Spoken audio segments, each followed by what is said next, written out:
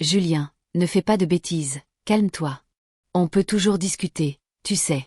Sur le toit-terrasse de la tour du groupe Sud Horizon, quelques agents des forces d'élite avaient bloqué toute retraite à un jeune homme à la silhouette élancée. Julien de Rivelle se tenait au bord du gratte-ciel, regardant le vide. La lueur du crépuscule projetait son ombre, lui conférant une aura de folie. Derrière lui, les policiers, le visage tendu, n'osaient pas faire le moindre geste brusque. Une demi-heure plus tôt, une pluie d'appels d'urgence avait submergé le commissariat. Tous pointaient vers la même conclusion. Julien de Rivelle menaçait de faire sauter le siège du groupe Sud Horizon. À leur arrivée, une foule de curieux s'était déjà massée au pied de l'immeuble. Des employés de bureau, des badauds et même des journalistes, prévenus à l'avance. Ils avaient aperçu une silhouette indistincte sur le toit.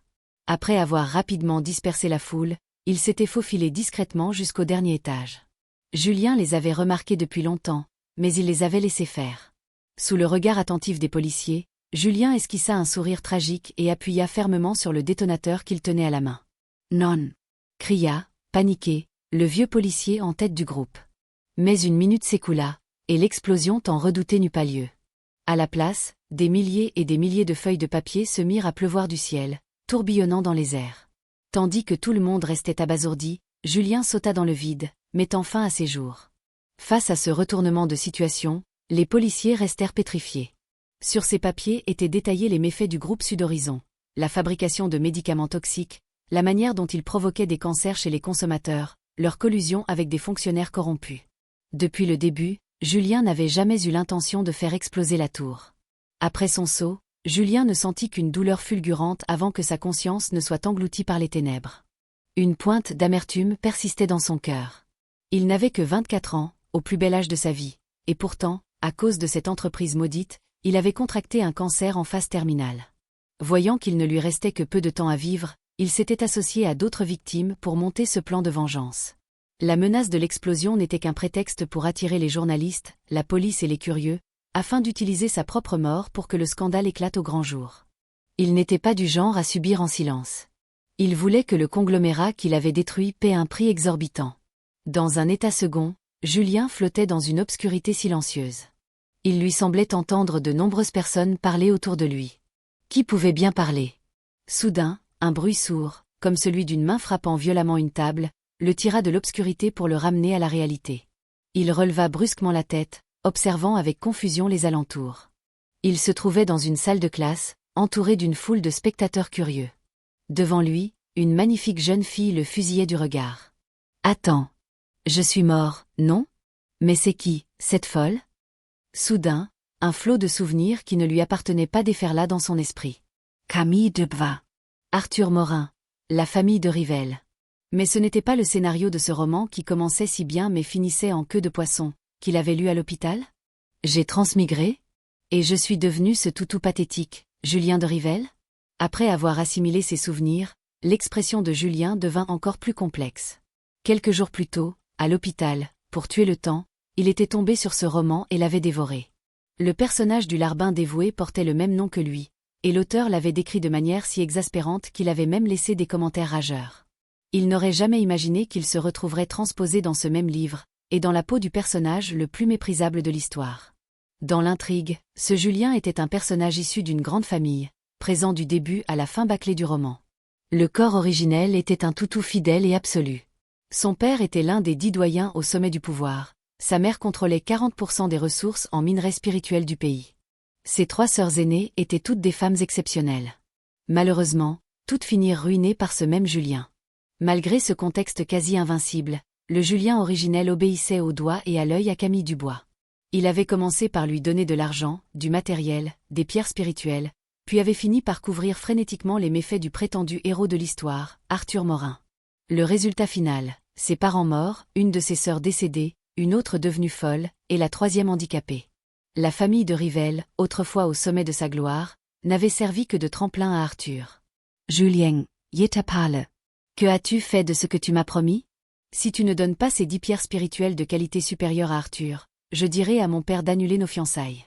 Et à partir de maintenant, je ne t'adresserai plus jamais la parole. » Voyant Julien toujours hébété, Camille devint encore plus furieuse, sa voix glaciale. « T'es malade ou quoi? » répondit Julien, la regardant comme une idiote. Il n'était plus le crétin de sa vie antérieure. Anula les fiancayes? Si le Julien originel n'avait pas supplié ses parents de soutenir la famille Dubois, en leur fournissant des pierres spirituelles et un soutien industriel, que serait la famille Dubois? Face à un tel milieu, le Julien originel aurait pu avoir n'importe quelle femme, mais il avait choisi de s'accrocher à cet arbre-là. Vraiment, il avait une case en moins. Si les fiançailles étaient vraiment rompues, la splendeur de la famille Dubois s'évanouirait en un clin d'œil, sans même qu'il ait à lever le petit doigt. « Qu'est-ce que tu as dit ?» Insultée, Camille rougit de colère, un air d'incrédulité sur le visage. Comment ce bon à rien n'osait-il lui parler ainsi? Elle était une pratiquante dotée d'un talent inné de rang rouge, l'héritière future de la famille Dubois. Avec le soutien de ressources suffisantes, son avenir était sans limite.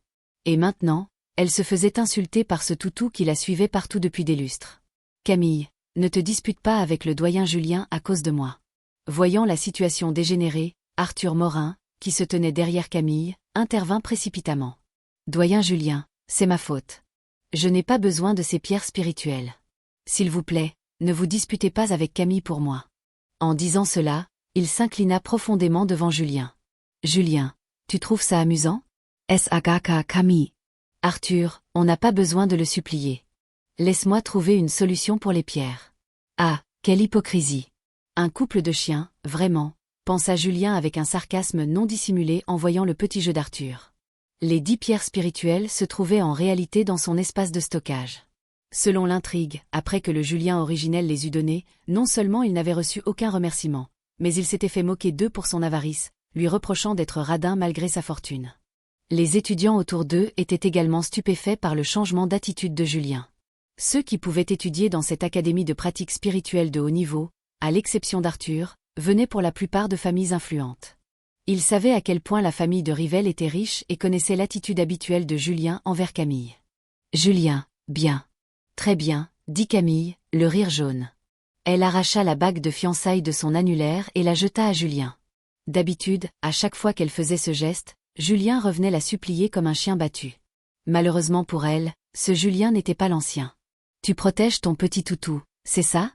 Mais à mon avis, Arthur n'a pas le niveau pour être admis dans cette académie. Je vais en parler au directeur pour qu'il lance une enquête interne sur tous les étudiants. Après tout, cet endroit n'est pas un refuge pour n'importe quel chat ou chien errant. » À peine eut-il fini sa phrase que, sous les regards stupéfaits de l'assemblée, les gardes du corps de la famille de Rivelle, qui se cachaient aux alentours, intervinrent à la vitesse de l'éclair et maîtrisèrent Arthur. Puis, Julien se leva lentement et se dirigea vers la sortie. « Julien, qu'est-ce qui te prend aujourd'hui? Je t'ai juste demandé de prendre 10 pierres spirituelles pour l'entraînement d'Arthur. Tu avais besoin d'en faire tout un plat ?» Voyant Arthur se faire arrêter, Camille ne put se retenir. Elle se tourna vers Julien, la voix glaciale. « Je te donne une dernière chance. Donne les pierres, libère Arthur, et je ferai comme si rien ne s'était passé. Les pierres spirituelles. Un talent de rang blanc, 1 par mois. Rang vert, 2. Rang jaune, 3. Rang violette, 4. Rang rouge, 5. Rang or 6. Dis-moi, quel est le talent d'Arthur? Ah, c'est vrai, il doit être de rang blanc. Un tel déchet ose me demander 10 de mes pierres? » Julien la regarda avec un air moqueur. Ces mots furent comme des poignards dans le cœur de Camille. Elle ne pouvait tolérer que l'on blesse son protégé. Alors qu'elle s'apprêtait à répliquer, Julien agit. Bam. Une gifle retentissante. Julien frappa violemment le visage de Camille, la force de l'impact l'envoyant valser. Le silence se fit dans la pièce. Une main sur sa joue enflée, Camille écarquilla les yeux, totalement abasourdie. Comment osait-il? Comment osait-il la frapper? Même ses parents ne l'avaient jamais touchée. En sentant la force d'un pratiquant de 3e niveau dans son corps, Julien se sentit un peu exalté. Depuis son diagnostic de cancer, il avait oublié cette sensation de vigueur. Le Julien originel était peut-être un déchet et un toutou, mais sa mère, richissime, l'avait littéralement gavé de pierres spirituelles, le hissant jusqu'au 3e niveau. Dans ce monde, depuis le retour de l'énergie spirituelle, il y avait 12 royaumes de pratique, du 1er au 9e, puis au-delà du 10e, les êtres étaient qualifiés de surhumains, de demi-dieux ou de dieux. Les ressources gaspillées sur le Julien originel auraient suffi à former plusieurs experts de 7e niveau. Emmener Arthur dans le bureau du directeur, ordonna Julien aux gardes, comme s'il venait de régler une affaire insignifiante, avant de se diriger lui-même vers le bureau. À cet instant, une voix mécanique et froide résonna dans sa tête. Ting! L'hôte a accompli la mission préalable du système. Le système du grand antagoniste prédestiné est en cours de liaison. Félicitations à l'hôte pour avoir réprimé l'héroïne Camille Dubois. Vous recevez le pack du débutant. Ting. Félicitations à l'hôte, votre talent de pratique a été élevé au rang or. Vous avez acquis la maîtrise de l'épée. À peine la voix du système s'était-elle tue que Julien sentit toutes sortes de techniques d'épée complexes apparaître dans son esprit, comme si elles étaient innées. En même temps, l'énergie spirituelle accumulée dans son corps se déchaîna. En un instant, Julien franchit 2 niveaux, passant du 3e au 5e. Ting. Annonce de la quête principale 1. Radier Arthur Morin de l'Académie. Récompense, point de destin. Ting. Annonce de la quête principale 2.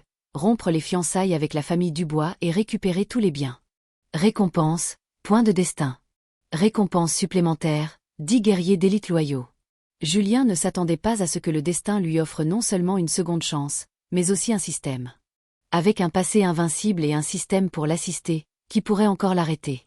Très vite, le groupe arriva devant le bureau du directeur. Sans la moindre hésitation, Julien poussa la porte et entra.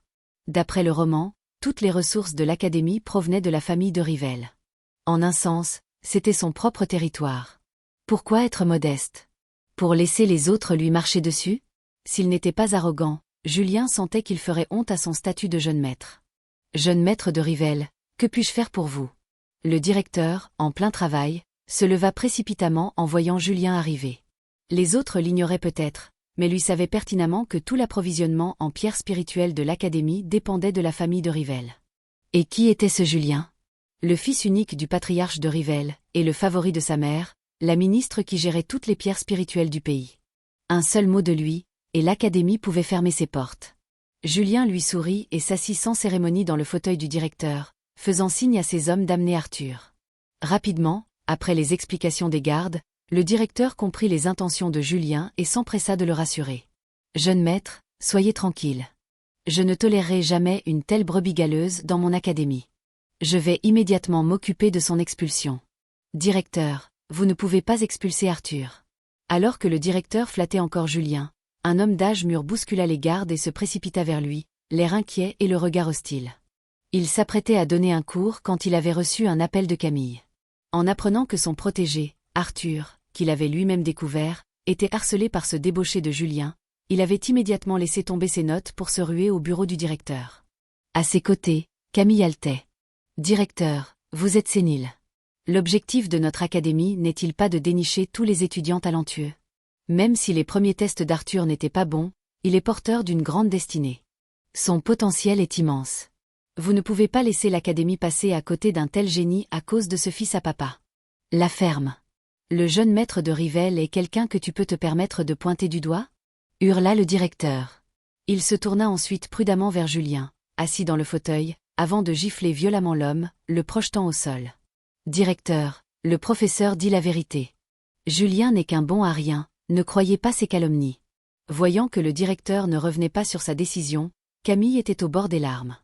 Elle ne comprenait pas pourquoi ce toutou qui la suivait partout avait soudainement cessé de lui obéir. Pour sauver Arthur, elle ne pouvait plus compter que sur le directeur. « Comment t'appelles-tu » demanda le directeur. « Je m'appelle Camille Dubois, étudiante de la classe 154. » Entendant le directeur s'adresser à elle, Camille crut qu'il avait changé d'avis et répondit avec enthousiasme. « Tu es renvoyé, » déclara le directeur. Sans attendre sa réaction, il agita la main. Une tornade d'énergie saisit l'homme à terre et Camille, les expulsant du bureau. Ayant réglé l'affaire, il s'approcha de Julien, l'air de chercher son approbation. « Jeune maître, qu'en pensez-vous » ? « Très bien, » répondit Julien en se levant avec un sourire. Il tapota l'épaule du directeur. « Pas mal, très sensé. » Rassuré par la récompense du système, Julien était de bonne humeur. Il n'avait pas l'intention d'épargner ce soi-disant « fils du destin ». Il adressa un sourire énigmatique au directeur, puis quitta le bureau. Le directeur se dirigea immédiatement vers Arthur. Moins de 2 minutes après le départ de Julien, un cri atroce retentit dans le bureau. En quittant l'académie, Julien ne rentra pas chez lui. Il comptait profiter de l'occasion pour achever ses 2 quêtes principales. En moins d'une demi-heure, il arriva avec ses gardes devant la villa de la famille Dubois. Le majordome le reconnut et envoya quelqu'un prévenir son maître, tout en guidant respectueusement Julien et son escorte à l'intérieur. « Mon neveu Julien. Quelle bonne surprise de te voir aujourd'hui. Apprenant l'arrivée de Julien, Charles Dubois, le père de Camille, laissa tomber tout ce qu'il faisait. Sa voix parvint aux oreilles de Julien avant même qu'il ne soit proche. Il s'avança à grands pas, regardant à gauche et à droite, comme s'il cherchait quelque chose. « Camille n'est pas avec toi » demanda-t-il, perplexe. « Non » répondit Julien avec un sourire indéchiffrable. « C'est étrange » pensa Charles. D'habitude, Julien était toujours accompagné de sa fille. Perplexe, il n'osa cependant pas tarder et l'invita à entrer. La villa était pleine de monde, tous des parents de la famille Dubois. Par une étrange coïncidence, ils s'étaient réunis pour discuter des détails du mariage avec la famille de Rivelle. L'arrivée soudaine de Julien était une surprise. « Oh, voici le jeune maître Julien. Le fiancé de notre Camille, quel bel homme. Regardez-moi ça, il est si beau. Ils vont si bien ensemble. C'est vrai, notre Charles a une fille formidable. » En entendant ces bavardages, Julien eut un sourire amusé. S'il ne connaissait pas l'intrigue, il aurait pu croire à leur enthousiasme. D'après le roman, ces mêmes personnes avaient profité à de nombreuses reprises des fiançailles pour extorquer de l'argent au Julien originel. Finalement, le jour du mariage, alors que tout était prêt, Camille l'avait publiquement humilié en annulant tout pour s'enfuir avec Arthur. Et ces gens, au lieu de la critiquer, l'avaient questionné, lui, demandant s'il ne l'avait pas maltraité. Le pire, c'est que le Julien originel avait fini par lui pardonner et était redevenu son toutou. En pensant à ces détails absurdes, Julien avait une furieuse envie de retrouver l'auteur pour lui régler son compte. Ah, jeune maître Julien, quelle visite inattendue. Nous étions justement en train de discuter des détails du mariage avec les aînés de la famille. Vous connaissez le caractère de Camille, nous avons du mal à la gérer. Nous comptons sur vous pour être patient, dit la mère de Camille. Qu'est-ce que tu racontes ? Appelle Camille et dis-lui de rentrer immédiatement. Le jeune maître est là, et elle traîne dehors ? Quelle impolitesse ! Gronda Charles Dubois, interrompant sa femme de peur que Julien ne perde patience. Ce n'est pas la peine, dit Julien en se levant calmement. Je suis venu aujourd'hui pour vous annoncer quelque chose. Il sourit à l'assemblée avant de lâcher une bombe. Je pense qu'il est temps de mettre un terme à mes fiançailles avec Camille. Inutile que vous vous en souciez davantage. Mettre un terme ? Tu veux rompre ? S'exclama soudain la mère de Camille. Jeune maître, il doit y avoir un malentendu, non ? Demanda Charles, le visage sombre. Le groupe Dubois avait été fondé et dirigé par lui. Seul un chef de famille comme lui savait à quel point la famille de Rivelle les avait aidés. Sans exagérer, si les de Rivelle retiraient leur soutien, la famille Dubois s'effondrerait en un rien de temps, dévorée par la concurrence. Sur ce, il prit son téléphone et appela Camille. La sonnerie indiquant une ligne occupée assombrit encore son visage. Il ne savait pas ce que sa fille pouvait bien fabriquer. Elle est probablement en train de roucouler avec son amant, lança Julien d'un ton moqueur. Il était certain que le directeur n'oserait pas tuer Arthur, tout au plus le mutilerait-il. L'atout majeur d'Arthur, l'âme résiduelle d'un ancien demi-dieu, allait bientôt se manifester et n'aurait pas laissé le directeur le tuer. Dans le roman, c'est grâce à ce demi-dieu qu'Arthur, avec son simple talent de remblant, avait pu s'élever si rapidement, avec l'aide, bien sûr, du Julien originel. Charles, entendant les paroles de Julien, voulut instinctivement se justifier, mais le téléphone fut décroché. Il hurla dans le combiné. « Camille, où es-tu ? Rentre immédiatement à la maison. Papa, qu'est-ce qui se passe ?» La voix de Camille à l'autre bout du fil était empreinte de tristesse. Elle portait Arthur, mutilé, sur son dos à travers l'académie, ignorant les regards des autres. Elle cherchait un endroit pour le soigner. Mutilée et renvoyée, dans un moment aussi critique, elle ne comprenait pas pourquoi son père, d'ordinaire si affectueux, était soudainement si dur avec elle. « Je te demande où tu es. Je me fiche de comment tu fais, mais tu as 20 minutes pour être à la maison. 1 minute de retard, et je considérerai que je n'ai plus de fille. » Sur ce, Charles, fou de rage, raccrocha. « Camille, que passe-t-il » demanda faiblement Arthur sur son dos. « Mon père, je ne sais pas pourquoi, il veut que je rentre tout de suite. » L'inquiétude dans la voix d'Arthur transforma instantanément la tristesse de Camille en chagrin. Son cœur était rempli de haine pour Julien. Sans lui, son Arthur n'aurait pas été si cruellement traité, et il n'aurait pas été renvoyé de l'académie. « Alors rentre vite, Camille. Je vais bien. Tu peux me laisser ici. » Le visage compréhensif d'Arthur brisa encore plus le cœur de Camille. Mais elle n'osait pas désobéir à son père. Elle déposa Arthur sur un banc le long du chemin, appela une camarade de chambre pour qu'elle l'aide à l'emmener à l'hôpital, puis courut à regret vers le parking et démarra en trombe. « Gamin, tu joues bien la comédie », résonna une vieille voix dans la tête d'Arthur après le départ de Camille. En réalité, avant que le directeur n'ait pu le mutiler, l'âme du demi-dieu parasite dans son esprit s'était réveillée. Ses pouvoirs de pratiquant avaient disparu, mais grâce aux soins de l'âme, ses sens étaient devenus extrêmement aiguisés. Sa faiblesse n'était qu'une performance pour la jeune héritière. Bien sûr, répondit Arthur. Je ne m'attendais simplement pas à ce que les rumeurs soient si peu fiables. J'ai failli y passer. Il cracha une insulte, son visage innocent remplacé par une expression haineuse. Le jeune maître de Rivelle n'était-il pas censé être le toutou dévoué de Camille? Il avait prévu de la manipuler pour s'approprier les ressources de la famille de Rivelle. Mais contre toute attente, Julien avait tourné le dos pour 10 misérables pierres.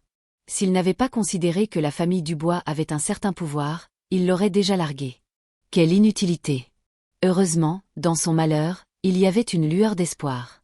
En pensant à la technique que l'âme résiduelle lui avait transmise, Arthur retrouva sa confiance.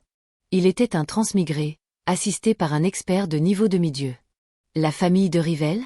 L'Académie? Une fois qu'il serait assez fort, aucun d'entre eux n'y échapperait. La porte de la villa s'ouvrit. En voyant Camille entrer, Julien esquissa un sourire. « Julien, qu'est-ce que tu fais chez moi? Dégage !» À peine entré, Camille, épuisée, vit Julien avec un air amusé. La colère monta en elle et elle lui hurla dessus. Elle n'arrivait pas à croire qu'il ait osé venir lui-même, alors qu'elle ne l'avait même pas encore confronté. « Camille, c'est comme ça que tu parles au jeune maître ?» gronda Charles, le visage livide, qui se tenait à côté de Julien. Pendant le trajet de retour de Camille, il avait reçu la notification de l'académie, sa fille avait été renvoyée. C'était la meilleure académie du pays, son capital pour se vanter dans la haute société.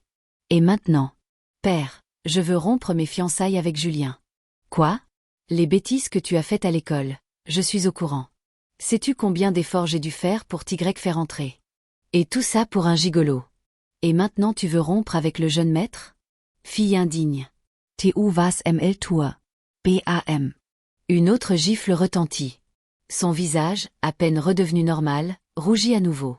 Camille regarda son père, stupéfaite, et éclata en sanglots. « Papa, tu m'as frappé. Tu m'as frappé pour Julien. Arthur n'est pas un gigolo. Si tu veux savoir pourquoi j'ai été renvoyé, demande à Julien.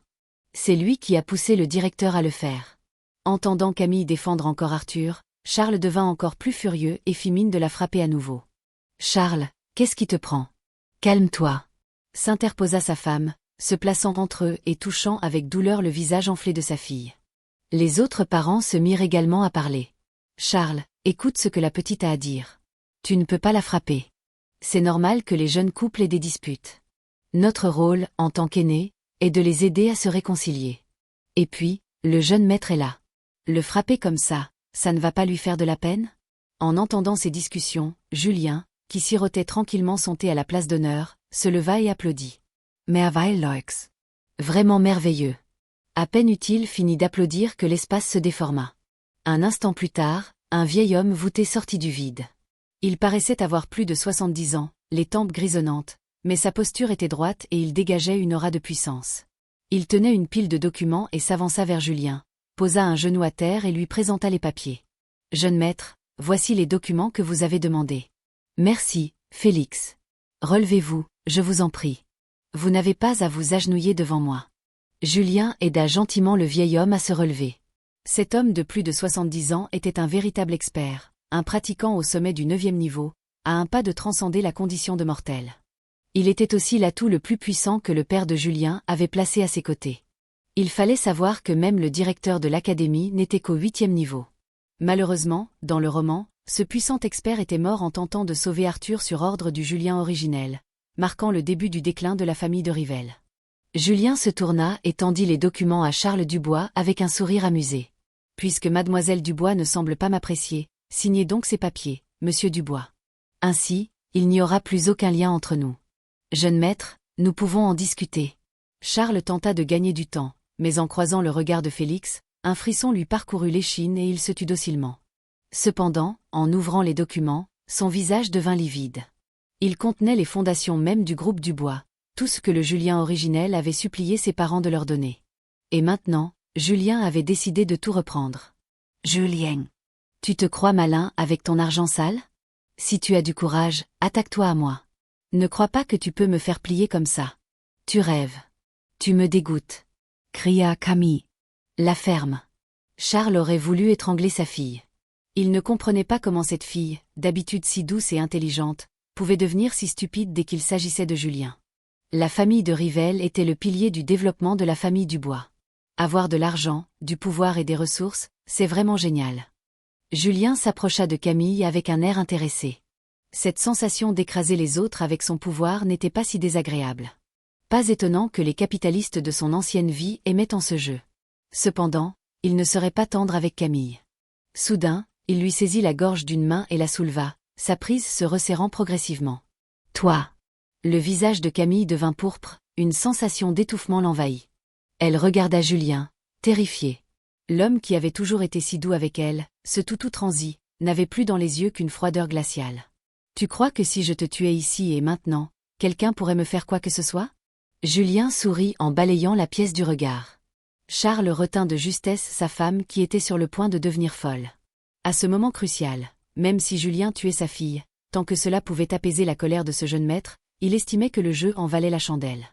Les autres parents, terrorisés par Félix, n'osaient pas dire un mot. Déchirer l'espace pour apparaître de nul paraissait la marque d'un expert du 9e niveau. Et un tel être n'était qu'un majordome pour la famille de Rivelle. Ils avaient sous-estimé la puissance des de Rivelle. Alors que le visage de Camille devenait violacé et qu'elle était sur le point de suffoquer, Julien la lâcha et la jeta sur le côté. Après tout, c'était l'héroïne du roman. S'il la tuait si simplement, comment pourrait-il farmer des points d'antagoniste? À cet instant, le téléphone de Charles se mit à sonner sans interruption. Julien, n'ayant plus d'intérêt pour la suite, quitta la maison des Dubois avec Félix et ses gardes. L'ordre de rompre les fiançailles était donné, et la récupération des faveurs accordées aux Dubois avait commencé dès l'instant où il en avait informé Félix. La signature des documents n'était qu'une formalité. C'est fini. Cette fois, c'est vraiment fini. Après une série d'appels, Charles s'effondra sur une chaise, le cœur en cendres, murmurant pour lui-même. Tout est perdu, tout est perdu. Les partenaires commerciaux annulaient les contrats en masse, les fournisseurs coupaient unilatéralement toute collaboration. Tout son réseau l'avait appelé pour rompre les liens. Le groupe Dubois était fini. Le jeune maître a grandi. Dans la voiture, Félix soupira. Il avait toujours considéré Julien comme son propre petit-fils. En se cachant à ses côtés pour le protéger, il avait été témoin de tous les agissements de Camille envers lui. Sans exagérer, si Julien n'avait pas affiché ce comportement de toutou, un simple manque de respect envers le jeune maître de Rivelle aurait suffi pour qu'il l'élimine, elle et toute sa famille, sans que personne n'ose ensuite chercher des ennuis. Telle était l'aura d'un expert du 9e niveau, et la profondeur du pouvoir de la famille de Rivelle. Félix, je vous ai demandé de surveiller discrètement Sir Arthur. Avez-vous remarqué quelque chose d'étrange? Demanda Julien. L'âme résiduelle du demi-dieu dans la tête d'Arthur était déjà considérée par Julien comme un plat à déguster.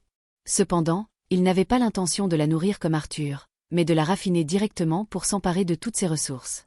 Il y a quelque chose d'anormal. Je peux sentir que la force spirituelle de ce gamin est très inhabituelle. Même un pratiquant de 6e niveau n'a pas forcément une âme aussi puissante. Jeune maître, comme vous l'avez demandé, j'ai placé une marque spirituelle sur lui. Où qu'il aille, je peux. Non. Félix, en plein milieu de sa phrase, changea soudainement d'expression. Quelqu'un a effacé ma marque spirituelle. J'y vais. Allez-y. Après l'acquiescement de Julien, Félix déchira l'espace et disparut. Julien resta calme, comme s'il s'y attendait. Il ne s'inquiétait pas pour la sécurité de Félix. Un expert du 9e niveau, à moins de chercher la mort en défiant des entités taboues, était pratiquement invincible au début du roman. Que son âme soit un peu plus forte était normal, mais cette âme résiduelle de demi-dieu, Julien, connaissant l'intrigue, avait déjà tout prévu. Dans un mois, il y aurait une vente aux enchères à Binet. Arthur s'y présenterait sous une fausse identité pour vendre des élixirs fabriqués par l'âme résiduelle. À ce moment-là, l'âme n'aurait plus besoin de parasiter complètement celle d'Arthur pour se nourrir. Ce serait le moment idéal pour s'en emparer. Ting. Quête principale 2. Rompre les fiançailles avec la famille Dubois et récupérer tous les biens. Mission accomplie. Récompense, 50 000 points de destin. Récompense supplémentaire, 10 guerriers d'élite loyaux. Ting. L'hôte a réprimé l'héroïne, modifiant la trajectoire de la famille Dubois dans l'intrigue. Récompense, 100 000 points de destin. Ting. La boutique du grand antagoniste prédestiné est ouverte. L'hôte peut choisir ses articles. Ting. Voulez-vous invoquer les 10 guerriers d'élite maintenant? Félix est vraiment efficace, pensa Julien, impressionné par sa rapidité. Système, ouvre la boutique, murmura-t-il intérieurement. Devant lui apparut une vitrine d'objets éblouissants. Héritage du grand Dao, 100 milliards de points de destin. Hache divine d'ouverture des cieux, 80 milliards de points de destin. Essence de sang de Pangu, 50 milliards de points de destin. Incarnation du Dao céleste, 1000 milliards de points de destin. Que des objets de folie. En voyant la première page, Julien avait l'eau à la bouche, mais il était réaliste. Ces articles à des dizaines de milliards de points étaient hors de sa portée pour l'instant. Il tourna la page, et son regard s'arrêta sur un article. Fil rouge du destin du vieil homme sous la lune, lier une extrémité du fil à une cible. Celle-ci développera une affection irrépressible pour l'hôte, jusqu'à la soumission totale. Leuaute, 100%. Prix, 50 000 points de destin. Un bon produit, pensa Julien. Soudain, une idée amusante lui vint. Dans le roman, Arthur n'était pas un protagoniste naïf. Il avait plus de 10 confidentes. Au début, celle qui l'aidait le plus était Camille et une professeure de l'académie, Aurélie Beaumont. Le passé de cette professeure n'était pas anodin. Elle était la fille cadette du patriarche de la famille Beaumont, l'une des 10 grandes familles de la capitale. Malheureusement, bien que brillante en théorie, elle n'avait aucun talent pour la pratique spirituelle. C'est pourquoi sa famille l'avait placée comme enseignante à l'académie. Après être tombée dans un piège de l'âme dans le corps d'Arthur, elle avait eu une relation intime avec lui, puis était devenue l'une de ses plus fidèles alliées, lui obtenant de nombreuses opportunités. Mais cette fois, le plan d'Arthur avait échoué. Julien voulait voir ce qu'il adviendrait de lui. D'abord renvoyé de l'académie, la famille Dubois en faillite, puis Aurélie Beaumont capturée par lui-même, et dans un mois, l'âme du demi-dieu lui serait également ravie. Avec quoi le fils du destin allait-il se battre? Sur cette pensée, Julien acheta résolument le fil rouge du destin pour 50 000 points, puis dépensa 20 000 autres points pour une pilule de purification de la moelle afin d'améliorer sa propre constitution. De retour dans sa villa privée fournie par l'académie, Julien renvoya les gardes que son père lui avait assignés. Il s'installa confortablement sur le canapé. Il n'était pas pressé de trouver Aurélie Beaumont pour utiliser son nouveau jouet. Il voulait d'abord voir quelle surprise les guerriers du système lui apporteraient. Système, invoque les guerriers. Une lumière rouge clignota devant lui, et 5 hommes et 5 femmes apparurent, agenouillés devant lui. Nous saluons notre Seigneur. Appelez-moi jeune maître, c'est suffisant. Julien se plongea dans les informations fournies par le système. Ces 10 personnes étaient toutes des pratiquants au sommet du 7e niveau, et leur profil dans le monde réel était parfaitement intégré par le système. Génial, cria-t-il intérieurement. Même si la famille de Rivel était immense, un pratiquant de ce niveau restait un pilier. Les grandes familles de la capitale n'avaient généralement qu'un expert de ce calibre pour les protéger.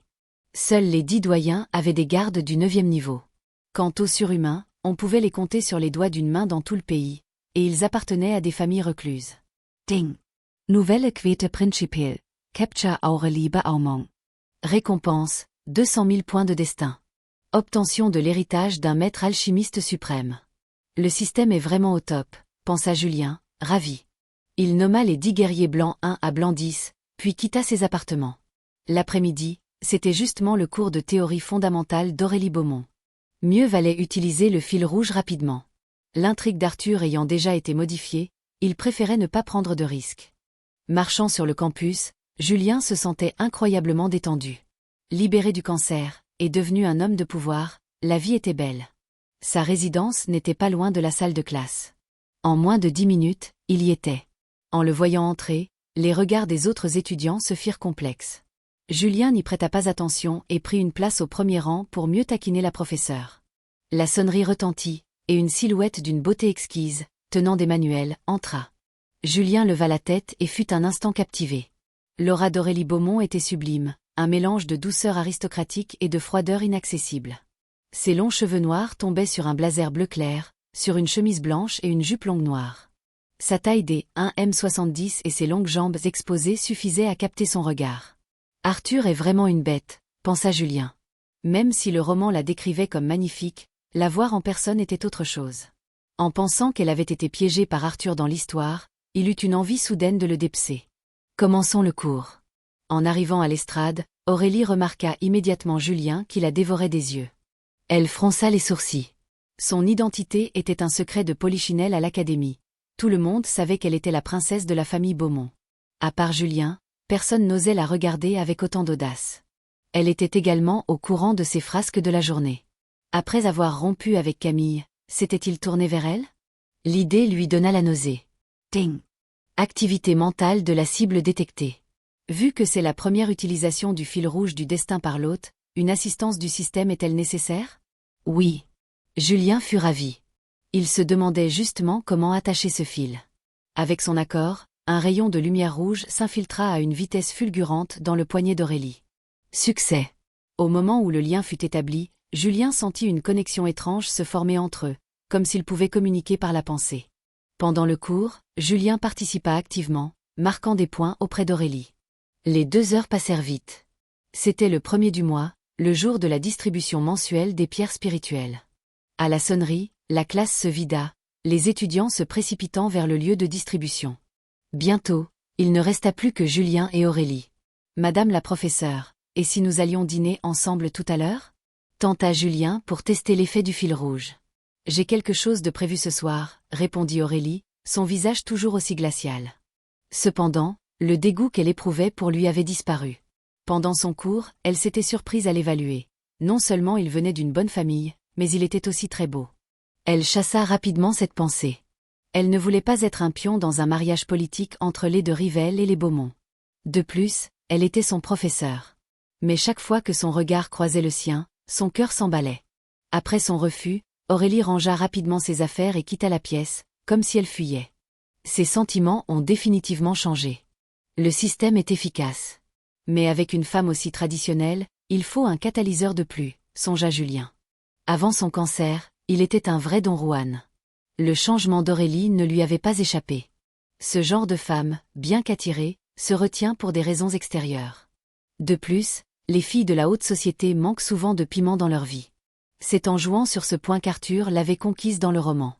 La route était encore longue. Julien la regarda partir. Seul dans la salle, il murmura. « Blanc 1. Jeune maître, quels sont vos ordres ?» Une silhouette entra et s'inclina respectueusement. « Suis-là. Rapporte-moi toute situation anormale.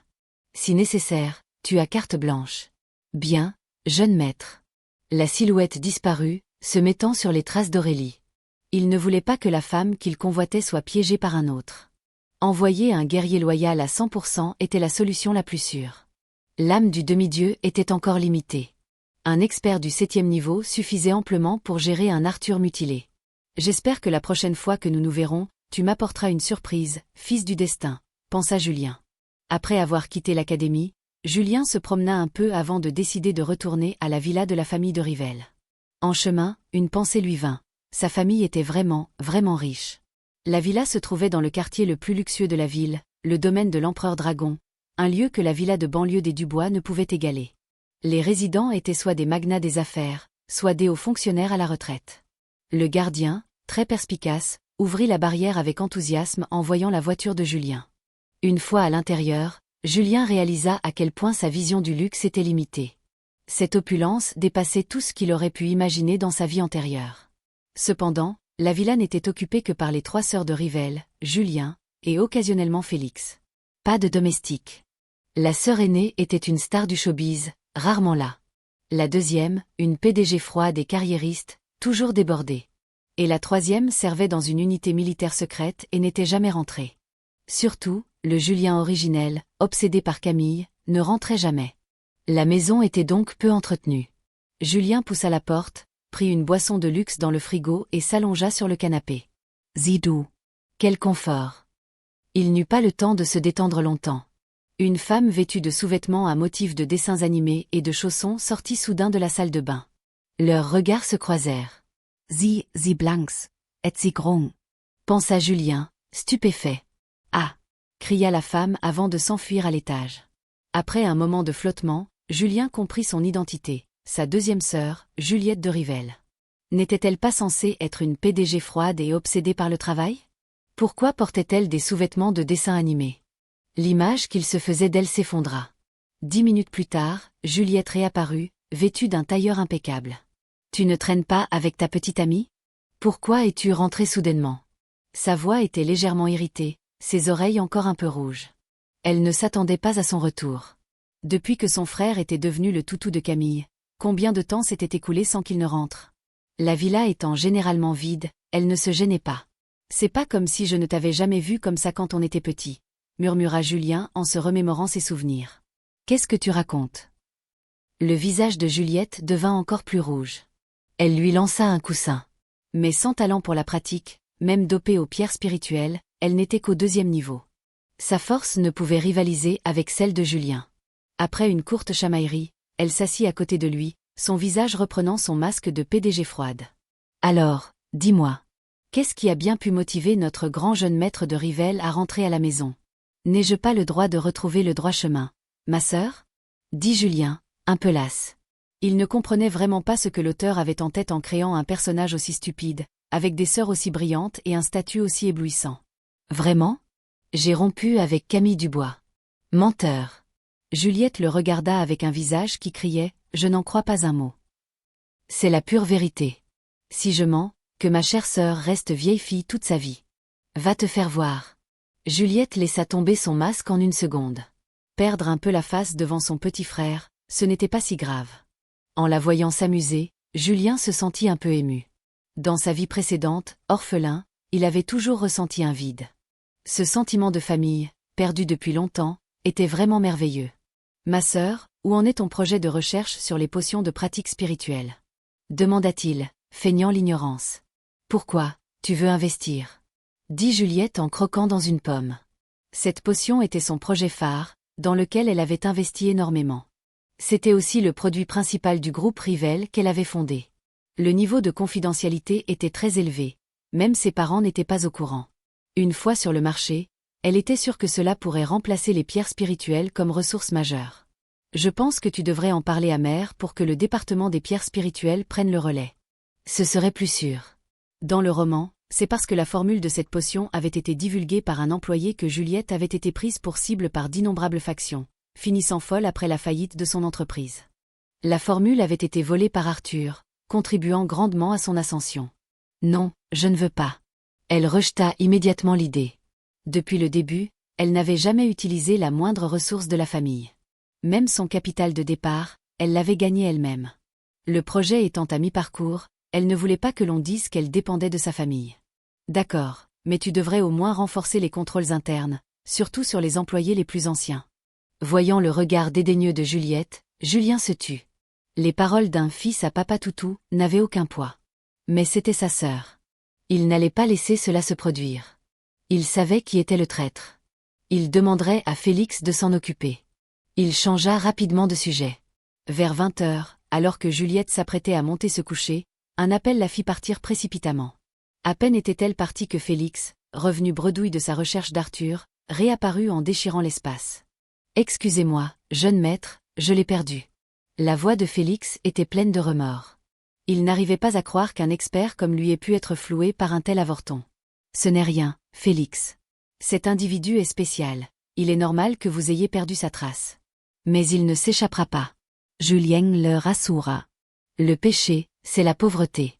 Si Arthur voulait des ressources, il chercherait à gagner de l'argent.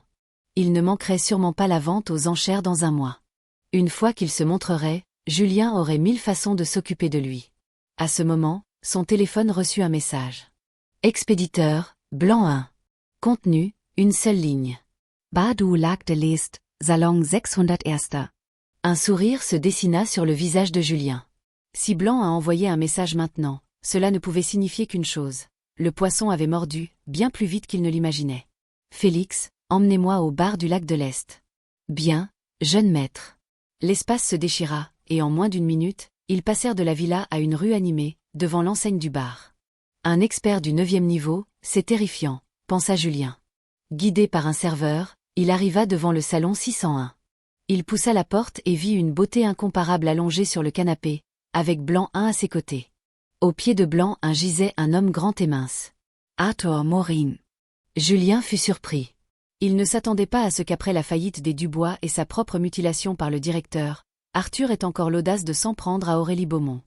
Il s'approcha de lui, moqueur. « Notre grand génie Arthur, que faites-vous dans un endroit pareil? » Julien de Rivelles. « Dis à tes hommes de me lâcher. » Cria Arthur, se débattant, l'air défait. Pourquoi encore lui? Pourquoi sabotait-il tous ses plans? Il regretta soudain de n'avoir pas écouté l'âme résiduelle et attendu qu'elle récupère un peu avant d'agir. Maintenant, après avoir effacé la marque de cet expert mystérieux et créé le talisman, l'âme était tombée dans un profond sommeil. Il était vraiment seul au monde. Zélengse. Blanc 1, n'obéissant qu'à Julien, n'avait aucune sympathie pour Arthur.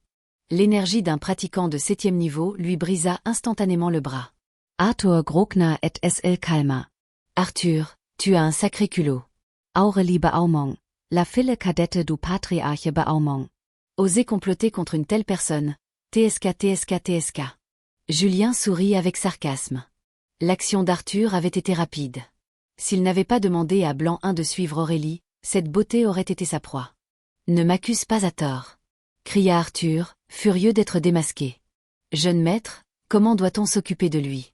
Demanda Blanc 1, son regard glacial rempli d'un mépris total pour la vie. Un seul mot de Julien, et elle l'exécuterait sans hésiter. Joine. Jeune maître, vous ne pouvez pas me tuer. Vous ne pouvez pas. Sentant l'intention meurtrière de Blanc 1, Arthur paniqua, son ton s'adoucissant. Jeune maître, comparé à vous, je ne suis rien. Traitez-moi comme un paix et laissez-moi partir. Si vous me laissez vivre, je jure de ne plus jamais approcher Camille, de ne plus jamais apparaître devant vous. Je vous en supplie. Il suppliait, mais dans son cœur, il pensait. Tant que je suis en vie, une fois que je serai puissant, la famille de Rivelle, Julien, je leur ferai payer au centuple l'humiliation subie. Intéressant, pensa Julien. S'il ne connaissait pas le personnage du roman, il aurait pu le croire. Il se souvenait d'une scène où, lors d'une soirée, Arthur avait fait pression sur la famille d'un jeune maître qu'il avait insulté, puis l'avait cruellement assassiné lors d'une expédition. C'était un homme rancunier. Emmenez-le. Châtrez-le, dit calmement Julien. Puisqu'Arthur était tombé entre ses mains, même s'il voulait l'utiliser pour nourrir l'âme résiduelle, une petite punition était de mise. Si c'est le désir qui le pousse, alors autant le châtrer. Non. Vous ne pouvez pas faire ça. Oui, jeune maître. Blanc 1, obéissant à 100%, assomma Arthur d'un coup et l'emporta. Il ne restait plus que Julien et Aurélie dans la pièce. J'ai si chaud, aidez-moi. Sous l'effet de l'alcool et du talisman, Aurélie était en feu. Son visage délicat était rouge, elle murmurait des choses incohérentes et ses mains commençaient à s'agiter, déchirant ses propres vêtements. Sa poitrine d'un blanc de neige apparut sous les yeux de Julien. Face à une telle tentation, même un joueur comme lui ne put s'empêcher de déglutir. Aurélie n'avait que 26 ans, à l'apogée de sa beauté.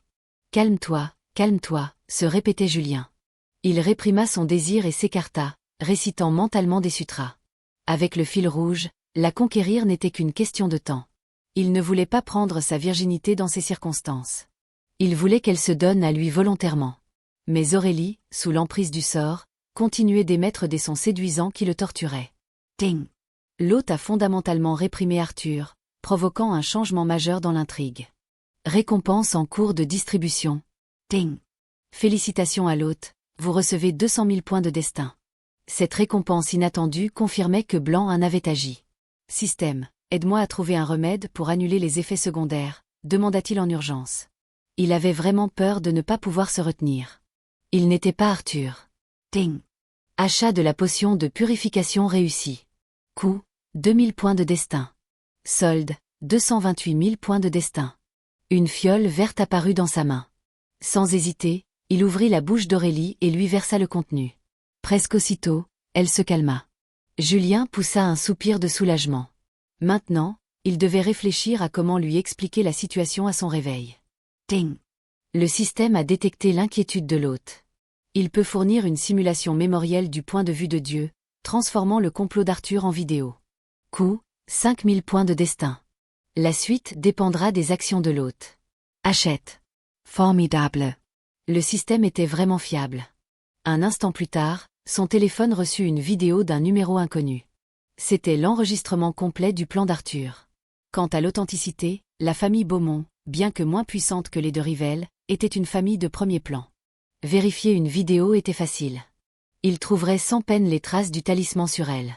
Quant à savoir pourquoi il était arrivé juste à temps, Julien avait déjà sa justification. Le grand jeune maître de Rivelle, audacieux en amour comme en haine, avait appris le complot d'Arthur contre la femme de son cœur et avait immédiatement mobilisé un expert du 9e niveau pour déchirer l'espace et la sauver. Avec cette excuse, il était certain qu'Arthur n'aurait plus sa place nulle part dans le pays. C'était aussi une bonne occasion de faire un cadeau à sa propre mère. Il savait que le patriarche Beaumont adorait sa fille cadette. Actuellement, sa mère et les Beaumont se disputaient une mine de pierres spirituelles. Dans le roman, c'est parce qu'Aurélie l'avait demandé que son père avait cédé la moitié de la mine à Arthur. Cette fois, Julien était convaincu que, pour le remercier de l'avoir sauvé, il se retirerait de la compétition. Gagner les faveurs d'Aurélie, obtenir une mine, et créer un ennemi mortel pour le « fils du destin ». D'une pierre, 3 coups. Ayant tout clarifié, Julien s'allongea sur le canapé en face d'Aurélie et se reposa. Même avec le corps d'un pratiquant de 5e niveau, il se sentait mentalement épuisé. Cette première journée de renaissance avait un goût d'irréalité. Mais puisque le ciel lui avait donné cette chance, il allait réécrire le destin de la famille de Rivelle. Cette nuit-là, sans être tourmenté par la maladie, Julien dormit profondément. Il n'avait pas connu un sommeil aussi paisible depuis très, très longtemps. Pendant ce temps, chez les Dubois, c'était le chaos. Dans son bureau, Charles Dubois regardait, épuisé, les données de l'effondrement total de son entreprise. Son dos semblait s'être voûté, ses yeux n'avaient plus d'éclat, seulement du désespoir. Non seulement son groupe était en crise, mais il était aussi couvert de dettes. S'ils ne trouvaient pas de solution, même leur villa serait saisie. Camille, le visage obstiné, était agenouillée dans un coin, forcée par son père. Elle n'était toujours pas convaincue. Julien n'avait qu'un meilleur statut, comment pouvait-il se comparer à Arthur? Utiliser cette méthode pour la forcer à admettre sa défaite? Il rêvait. C'était à Julien de s'agenouiller et de s'excuser. « Camille, sais-tu où tu as eu tort ?» Charles se frotta le front et s'approcha d'elle, essayant de garder une voix calme.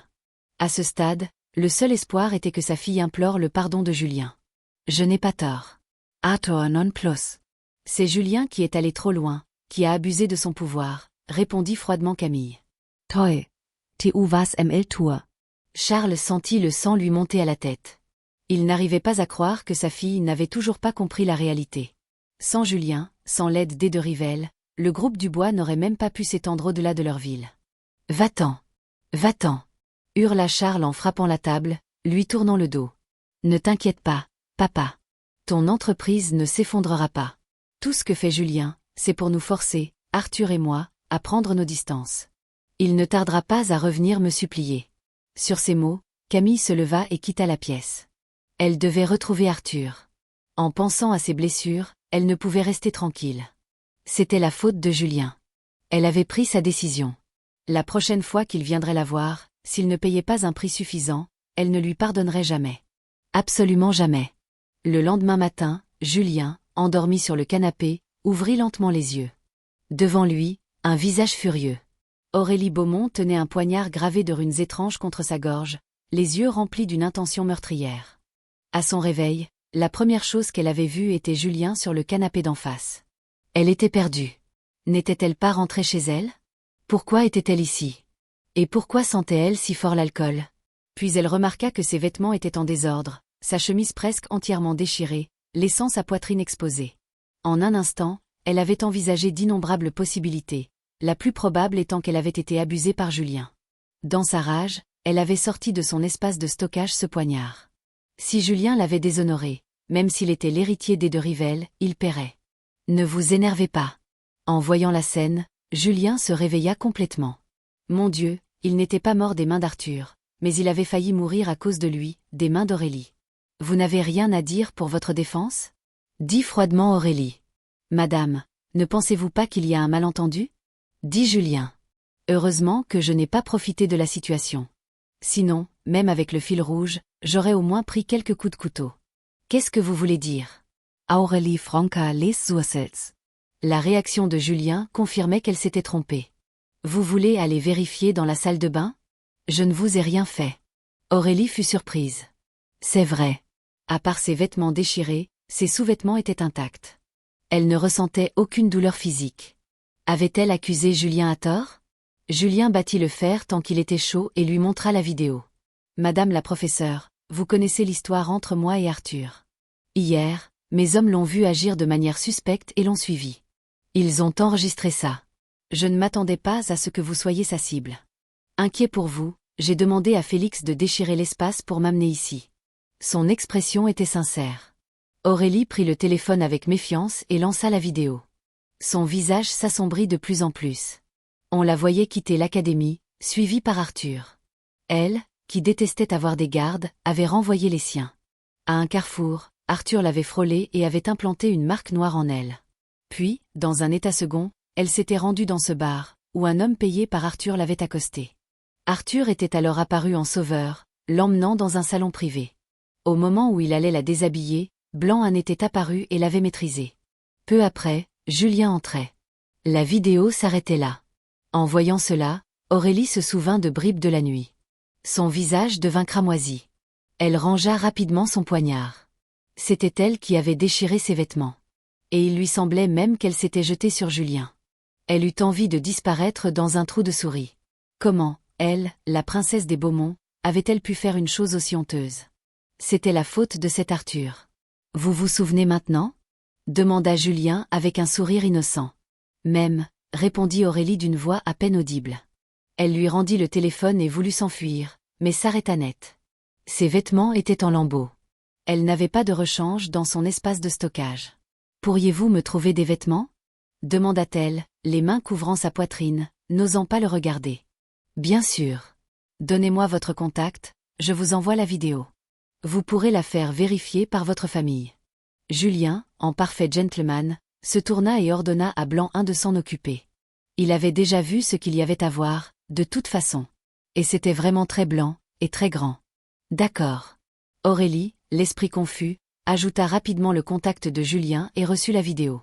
En regardant son dos, son cœur s'emballa. Elle se dit que Julien n'était peut-être pas comme les rumeurs le décrivaient. 10 minutes plus tard, Blanc apporta des vêtements.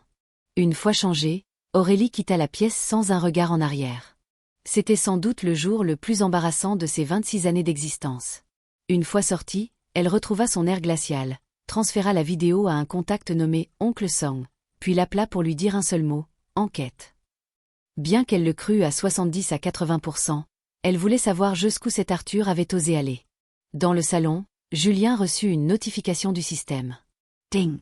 L'hôte a modifié la perception d'Aurélie Beaumont envers Arthur, changeant le destin de l'une des héroïnes. Point de destin plus 50 000. Peu après le départ d'Aurélie, Julien quitta également le bar. Il s'arrêta dans un petit restaurant pour prendre des beignets et du lait de soja. Depuis son diagnostic, il n'avait pas mangé de choses aussi grasses. Il savoura chaque bouchée avec un plaisir non dissimulé. Mais il n'eut pas le temps de finir. Un groupe de personnes à l'air menaçant encercla le restaurant, faisant fuir tous les autres clients. La meneuse était une femme avec un tatouage de fleurs d'équinoxe sur le front. Elle s'assit derrière lui, croisant les jambes avec un air amusé. Julien afficha un sourire dédaigneux. Après avoir fini son beignet, il s'essuya élégamment la bouche. Il devinait son identité, la sœur adoptive d'Arthur, Lys Martan, alias Fleur d'équinoxe, 7e sur la liste des assassins internationaux. Comment était-elle liée à Arthur? L'auteur du roman avait une imagination tordue. Une tueuse de ce rang n'était, à l'origine, qu'une simple paysanne. L'histoire de Lys était tragique. Orpheline, maltraitée par ses grands-parents, elle avait été sauvée de la faim par le grand-père d'Arthur. Après l'éveil de ses pouvoirs, elle avait rejoint la guilde des assassins, mais était restée éternellement reconnaissante à la famille Morin. Dans le roman, elle était une lame redoutable au service d'Arthur. Mais à cause de Julien, ce personnage qui ne devait apparaître que bien plus tard était déjà là. « Puis-je vous aider ?» demanda Julien en se retournant avec un sourire poli. Même face à une experte du 7e niveau, il n'avait pas peur. Félix pouvait arriver à tout moment, et ses guerriers d'élite étaient en ville. S'en prendre à lui, c'était chercher la mort. Vous vous en prenez à mon petit frère et vous osez faire comme si de rien n'était? Vous pensez que la famille de Rivelle peut faire la loi dans cette ville? Dit Lys d'une voix grave. Elle était arrivée la veille pour une mission et voulait rendre visite à Arthur. Mais elle l'avait retrouvé à l'hôpital, mutilé. Après avoir entendu la version enjolivée d'Arthur, sa haine pour Julien avait atteint son paroxysme. Elle l'avait suivi après sa sortie du bar, et ne voyant aucun garde de Rivelle, avait décidé d'agir. Elle comptait le mutiler, puis fuir le pays avec Arthur. Attaquer. À son ordre, ses mercenaires se ruèrent sur Julien. Mais avant même qu'ils ne puissent le toucher, ils se figèrent tous sur place, y compris Lys. L'espace se déchira, et la silhouette de Félix apparut à côté de Julien. Faut-il être stupide ou juste pathétique pour ne même pas avoir vérifié que j'avais un protecteur du 9e niveau? Mais vous avez raison sur un point. Dans cette ville, la famille de Rivelle fait la loi. Julien se leva, s'approcha de Lys, pétrifié, et lui tapota l'épaule. 7e niveau, C'est impressionnant. Dommage pour vous, j'ai un 9e niveau. Félix, emmenez-les tous à la capitale et livrez-les à mon père. Bean. Félix déchira à nouveau l'espace, et tout le groupe disparut. Avec un tel expert, même le suicide était impossible. Julien savait que Lise détenait un secret concernant l'un des 10 doyens. La livrer à son père renforcerait la position de leur famille. Ding. Modification de la trajectoire de l'héroïne Lise Martin. Récompense, 100 000 points de destin. Ce petit déjeuner était vraiment rentable, pensa Julien en secouant la tête. Il laissa un billet de 1000 yuans sur la table sous le regard terrifié du propriétaire, puis monta dans sa voiture que Blanc venait d'amener. Il donna quelques instructions brèves avant de rentrer à la villa. La suite était simple. Aurélie renforcerait sa sécurité. Inutile de la faire suivre. La famille Dubois était sûrement débordée. Quant au traître dans l'entreprise de sa sœur, il attendrait le retour de Félix. Pour l'instant, le plus important était de se reposer. À l'hôpital, Arthur attendait, le visage sombre. En sentant ses membres brisés et le vide entre ses jambes, sa haine pour Julien était sans borne. « Gamin, que s'est-il passé ?» La voix de l'âme résiduelle résonna dans sa tête. Après une nuit de nourriture spirituelle, il s'était réveillé et avait immédiatement remarqué l'état d'Arthur. Il était perplexe. Son talisman, même simple, aurait dû suffire pour une femme ordinaire. À ce moment, Camille entra en trompe dans la chambre. « Comment est-ce possible ? Le directeur n'avait mutilé que tes pouvoirs et tes jambes. » Sa voix était pleine de chagrin. L'état d'Arthur était pitoyable, son corps entièrement bandé. « C'est Julien. C'est lui qui a envoyé ces hommes me faire ça. » En mentionnant Julien, Arthur ne pouvait plus prétendre être une fleur innocente. Il ne voulait qu'une chose, la mort de Julien. « Julien. Encore Julien. Je suis désolé, si ce n'était pas pour moi, tu ne l'aurais jamais offensé. C'est de ma faute. Ne t'inquiète pas, peu importe ce que tu deviens, je ne t'abandonnerai pas. » La voix de Camille était brisée par les sanglots. Elle regrettait amèrement d'avoir accepté les fiançailles. Si elle avait refusé au début, rien de tout cela ne serait arrivé. Sa haine pour Julien s'approfondit. Elle ignorait simplement que son cher Arthur avait perdu l'outil le plus important pour commettre ses crimes. Après avoir été consolée par Arthur, Camille quitta l'hôpital. Elle devait trouver Julien. Elle devait lui demander pourquoi. De retour à la villa, Julien fut accueilli par une scène surréaliste. La maison était envahie par une épaisse fumée, si dense que même lui, un pratiquant de 5e niveau, se mit à tousser. Juliette sortit de la cuisine en titubant. « Ma sœur, tu cuisines ?» demanda Julien, tandis que Blanc utilisait ses pouvoirs pour dissiper la fumée. Dans le roman, il n'était jamais mentionné qu'elle savait cuisiner. « Ne dis rien et assieds-toi. Le repas est presque prêt. » Juliette, après une seconde de gêne, afficha un air fier. Elle avait appris les actions de son frère, et pour célébrer son retour sur le droit chemin, avait décidé de lui préparer un festin. Elle avait suivi des tutoriels vidéo. Une experte en potions ne pouvait pas être vaincue par la cuisine. Peu après, elle posa plusieurs plats sur la table. « Qu'est-ce que j'avais bien pu espérer ?» pensa Julien en voyant les plats, son cœur sombrant définitivement. « Mange, vite !» dit Juliette, de bonne humeur, en lui servant un grand bol de riz, le regard plein d'attente. Ce porc braisé a l'air pas mal. Julien hésita, ses baguettes en l'air. Il visa le plat qui semblait le moins suspect, et prenant son courage à 2 mains, piqua un morceau. « Du porc braisé ? Où ça, du porc braisé ?» Juliette le regarda d'un air dubitatif et dit « Mais je n'ai pas fait de porc braisé. » Les baguettes de Julien s'immobilisèrent en plein vol. Il se tourna, stupéfait, vers sa sœur. « Ce sont des œufs brouillés à la tomate. J'ai peut-être mis un peu trop de sauce soja. Ah ! La couleur n'est pas terrible, mais le goût doit être bon. » Sur ce, Juliette prit bravement une bouchée. À l'instant même où la nourriture toucha ses papilles, elle se précipita pour tout recracher. « Ce n'est pas possible. J'ai suivi la vidéo à la lettre, pourquoi ça a ce goût-là ?» Incrédule, elle goûta les autres plats, un par un. Sans exception, tous finirent de la même manière. Finalement, elle parvint à une conclusion. Elle n'avait vraiment aucun talent pour la cuisine. « Et si, on allait manger dehors ?» proposa Juliette, un peu coupable. « Laisse la nourriture, je vais m'en occuper, » dit Julien avec un soupir résigné. Après que Juliette eut hoché la tête, il se dirigea vers la cuisine. Dans sa vie antérieure, bien qu'il ne soit pas chef, il se débrouillait pour ses 3 repas quotidiens. Très vite, 2 plats et une soupe, d'une simplicité désarmante, furent servis, du porc braisé, des aubergines sautées à la viande hachée, et une soupe aux œufs et à la tomate. Depuis le canapé, Juliette sentit déjà l'arôme délicieux. Depuis quand as-tu appris à cuisiner? En voyant ces plats, aussi beaux que bons, Juliette sentit son visage s'empourprer. Elle prit une bouchée, et ses yeux s'écarquillèrent d'incrédulité en regardant Julien. Elle ne l'avait jamais vu cuisiner de sa vie, comment pouvait-il faire des plats aussi savoureux? Mange, mange, dit Julien en agitant la main, avant de commencer à manger lui-même. Depuis son cancer, il n'avait plus cuisiné. La nourriture de l'hôpital, fade et toujours fade, lui avait presque fait perdre le goût. Ce repas se termina rapidement, dans le silence et les rougeurs de Juliette. Après avoir profité de ce déjeuner, Julien monta directement dans sa chambre.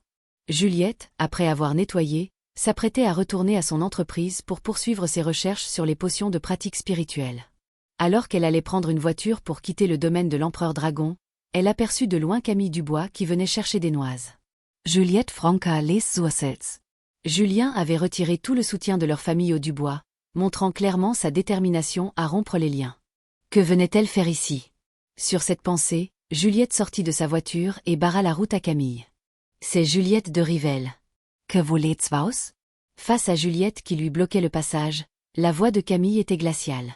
Elle avait bien sûr reconnu la directrice du plus grand groupe pharmaceutique de la ville, qui apparaissait souvent en public, et savait qu'elle était la sœur de Julien. Ne serait-ce pas plutôt à moi de vous demander ce que vous faites ici? Bien que Juliette ne soit pas une grande pratiquante, l'aura d'une personne de haut rang était indéniable. Je cherche Julien pour lui parler de certaines choses. Alors je crains que ce ne soit pas possible. Sur ce, Juliette appela devant Camille la sécurité du domaine de l'empereur Dragon et leur donna quelques instructions pour ne pas laisser entrer une certaine Camille Dubois. Par respect pour la famille de Rivelle, les gardes promirent immédiatement de s'exécuter. Bonne chance, lança Juliette avec un petit rire avant de remonter dans sa voiture et de partir, laissant Camille, stupéfaite, plantée dans le vent. En pensant au comportement de Toutou de son frère par le passé, Juliette n'avait aucune sympathie pour Camille. Son frère avait enfin réussi à couper les ponts, elle ne voulait pas qu'il retombe dans ses anciens travers. Après tout, qui étaient les Dubois? Qui était Camille pour penser qu'ils étaient dignes de son frère? La sécurité du domaine savait lire les situations. Peu importe le scandale que fit Camille, ils refusèrent obstinément de la laisser entrer. Finalement, elle dut abandonner et faire le pied de grue à l'extérieur. Elle n'était pas assez stupide pour forcer le passage. Les gens qui vivaient ici étaient soit riches, soit puissants. Si elle forçait l'entrée, elle risquait de se faire battre à mort. Le temps passa lentement, le ciel s'assombrit. La pluie se mit à tomber, crépitant contre la fenêtre. Dans sa chambre, Julien s'étira confortablement. Son niveau de pratique avait encore progressé, passant du début au milieu du 5e niveau. À côté de lui, des centaines de pierres spirituelles de haute qualité gisaient, désormais ternes et sans éclat. Sans exagérer, même un chien aurait pu devenir un esprit puissant avec une telle profusion. D'autant plus que Julien, aidé par le système, possédait un talent inné de rang or. Avoir une mère qui gérait les pierres spirituelles, c'était le rêve. Même dormir était une forme de pratique. Une fois bien reposé, Julien alluma son téléphone. Aucune nouvelle d'Aurélie, mais Blanc lui avait rapporté les agissements de Camille. Ah! Julien eut un sourire froid en regardant la pluie battante. Il devinait pourquoi Camille le cherchait. Qu'elle attende. Il n'avait pas l'intention de sortir de sitôt. Il voulait voir combien de temps cette grande demoiselle Dubois pouvait tenir. Il voulait aussi savoir si Arthur, ayant perdu le contact avec sa sœur, pouvait rester les bras croisés. En quittant sa chambre, Julien trouva Félix dans le salon. « Félix, vous avez déjà terminé ?» dit-il, surpris. La capitale n'était pas proche. L'aller-retour n'avait dû prendre à Félix que 4 ou 5 heures. La puissance d'un expert du 9e niveau redéfinissait encore une fois sa perception. « Jeune maître, le patriarche m'a chargé de vous transmettre un message, » dit Félix d'un air sérieux. « Mon cher père a quelque chose à me dire. »« Parlez, Félix, je vous écoute. » Le patriarche m'a dit de vous dire de garantir la sécurité de la 2e demoiselle à tout prix. Plusieurs dizaines de factions étrangères ont déjà infiltré le territoire de notre pays. D'après ces enquêtes, leur cible est la 2e demoiselle. Comme prévu. Julien Franca les Soissels. L'effet papillon avait commencé. Dans le roman, les factions étrangères n'apparaissaient qu'après que Juliette eut réussi à développer sa potion. Actuellement, sa potion n'était qu'à un stade embryonnaire. Depuis qu'il avait commencé à changer l'intrigue, beaucoup d'événements s'étaient accélérés. « Félix, allez m'arrêter quelqu'un, » dit soudain Julien. « Arrêter quelqu'un ? » « Oui. Le vice-président du groupe Rivelle, Léon Rossi. »« Pin. » Même s'il ne comprenait pas pourquoi, Félix accepta immédiatement et partit. Ensuite, via le système, Julien ordonna à 4 de ses guerriers, de Blanc-Sept à Blandy, de protéger Juliette. Ayant fait tout cela, Julien regarda la pluie battante, ses yeux plissés en une ligne fine. Il voulait voir qui serait le plus rapide, la mystérieuse organisation du roman, ou lui. Les 3 jours suivants, Julien resta cloîtré dans la villa. Il ne fit rien d'autre que jouer à des jeux vidéo, et au passage, entraîner les talents culinaires de Blanc 1. Bien sûr, pendant ce temps, alors que d'autres peinaient à obtenir quelques pierres spirituelles par mois, Julien en gaspilla un nombre incalculable. Après tout, dans l'anneau de stockage que sa chère mère lui avait laissé, il y en avait des montagnes. Il en restait probablement encore des dizaines de milliers. Son niveau, au milieu de cette débauche, avait encore grimpé, passant du milieu à la fin du 5e niveau. Il comprenait enfin la vie dissolue des jeunes maîtres riches de son ancienne vie. C'était le pied total. Quant à l'effort pour changer son destin, Julien ricana. Baigné dans un talent invincible et des ressources infinies, sur quoi vous basiez-vous pour penser que vos efforts pouvaient surpasser ceux de 3 générations d'une grande famille? Jeune maître, les gens de la famille Dubois sont encore là. Voulez-vous que je m'en occupe définitivement? Dit Blanc 1, apparaissant derrière Julien, le visage inexpressif.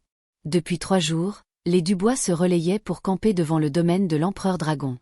Clairement, la situation les avait poussés à bout. Chassez-les, c'est suffisant. Julien, absorbé par un mini-jeu, ne leva même pas la tête. Il rattrapait aussi une frustration de sa vie antérieure. Devenir un well dans un jeu, atteindre le sommet du classement en une nuit. C'était juste pour le fun. Après tout, quoi qu'il fasse, son talent de rang or absorbait automatiquement l'énergie spirituelle. Qui oserait dire qu'il était paresseux? Au fait, où en est l'enquête de la famille Beaumont? La famille Beaumont a lancé un avis de recherche contre Arthur Morin. Si vous n'aviez pas demandé à Blanc 3 et Blanc 6 de le déplacer secrètement, il serait probablement déjà mort à l'heure qu'il est. Pin. Allez-y. Assurez-vous simplement qu'il ne meurt pas, dit Julien en hochant la tête. Pour lui, la seule chose de valeur chez Arthur était l'âme résiduelle du demi-dieu. Avant de s'en emparer, il ne pouvait pas le laisser mourir si facilement. Soudain, son téléphone sonna. Un numéro inconnu s'afficha. Allô, qui est à l'appareil? C'est bien Julien de Rivelle? Ta copine est entre mes mains. Si tu ne veux pas qu'elle meure. Tout. L'interlocuteur n'avait pas fini sa phrase que Julien, prenant l'appel pour une arnaque, avait déjà raccroché et relancé son jeu. À notre époque, jouer encore au kidnapping, c'était ridicule. Une copine? Où aurait-il une copine? Aurélie? La sécurité autour d'elle était au moins aussi forte que la sienne. Qui oserait l'enlever? C'était chercher la mort. À l'autre bout du fil, un homme robuste regarda, hébété, Camille Dubois, ligoté. Il n'a pas dit que son copain était très riche? Qu'il était son toutou fidèle? Comment ose-t-il me jouer un tour pareil? Furieux, le grand gailat esavanka et gifla violement Camille. Mon copain est vraiment le jeune maître de la famille de Rivelle. Juliette de Rivelle du groupe Rivelle et sa sœur. Ne me frappez pas. Appelez-le. Tout l'argent que vous voulez, je lui dirai de vous le donner. Sonnée par la gifle, Camille s'empressa de parler. Face à ces kidnappeurs brutaux, elle avait peur. Elle n'aurait jamais imaginé qu'il y ait des bandits juste à l'extérieur du domaine de l'empereur dragon, et des pratiquants puissants qui plussaient. Vraiment? Je te donne une dernière chance. Le grand gaillard, à moitié convaincu, rappela Julien. Mais cette fois, avant même que la connexion ne soit établie, il entendit la notification. Le numéro que vous appelez est actuellement occupé. Ce numéro avait été bloqué. Sans se décourager, il prit le téléphone de Camille et appela. Même résultat. Merde. À ce stade, le ravisseur était convaincu que Camille se moquait de lui. Quel genre de petit ami bloquerait le numéro de sa copine? Il cessa de l'écouter et la roua de coups pour passer sa colère. D'abord, son partenaire commercial avait disparu, lui valant une réprimande de son chef. Puis, apprenant que ces hommes avaient enlevé une riche demoiselle devant le domaine, il s'était précipité, espérant faire une grosse prise. Après tout, à Nancheng, tout le monde savait que les habitants de ce quartier étaient richissimes. Mais arrivé sur place, il découvrit qu'elle n'avait même pas 50 millions sur elle. Même pas 50 millions et tu traînes dans ce quartier? T'es malade. Heureusement, elle était plutôt jolie. Mais au moment où il s'apprêtait à en profiter, elle avait sorti qu'elle était la copine du jeune maître de Rivelle. Tout le monde connaissait la famille de Rivelle. Le seul à oser se prétendre de cette famille à Nancheng était celui de l'académie. Luc Sorel, le chef adjoint du gang de la Vipère, avait été effrayé par cette déclaration et n'avait pas osé la toucher. Mais contre toute attente, les 2 appels n'avaient pas abouti. Se sentant dupé, il ne prit plus la peine de l'écouter. À Nancheng, personne n'avait jamais trompé Luc Sorel sans en subir les conséquences. Le soleil tapait fort, et midi approchait. Alors que Julien s'apprêtait à appeler Blanc 1 pour le déjeuner et continuer sa vie de paresseux, le téléphone d'Aurélie sonna enfin. « Allô, c'est Julien ? Tu es libre cet après-midi ?» Au téléphone, la voix d'Aurélie semblait faible. Elle ne savait vraiment pas quelle attitude adopter face à cet étudiant qu'il avait vu dans une situation si embarrassante. Mais par éducation, elle sentait qu'il était impoli de ne pas le remercier en personne. Plus important encore, son père, l'un des 10 doyens de la capitale, avait exprimé le désir de rencontrer Julien. « Professeur Beaumont m'invite. Même si je ne suis pas libre, je dois me libérer, non ?» dit Julien avec un sourire taquin. « Alors, retrouvons-nous au café Dongming, près de l'académie. » Sur ce, Aurélie raccrocha précipitamment. Elle se regarda dans le miroir, son beau visage déjà rouge. Assise devant sa coiffeuse, elle se mordilla la lèvre, hésita un instant, puis se maquilla légèrement. Son regard parcourut ensuite son immense garde-robe. Finalement, elle choisit un simple pull blanc avec une jupe bleue, lui donnant une allure douce. Une fois prête, elle s'apprêta à sortir. Dans la villa des de Rivelles, Julien était beaucoup plus décontracté. Un petit coup de peigne et c'était réglé.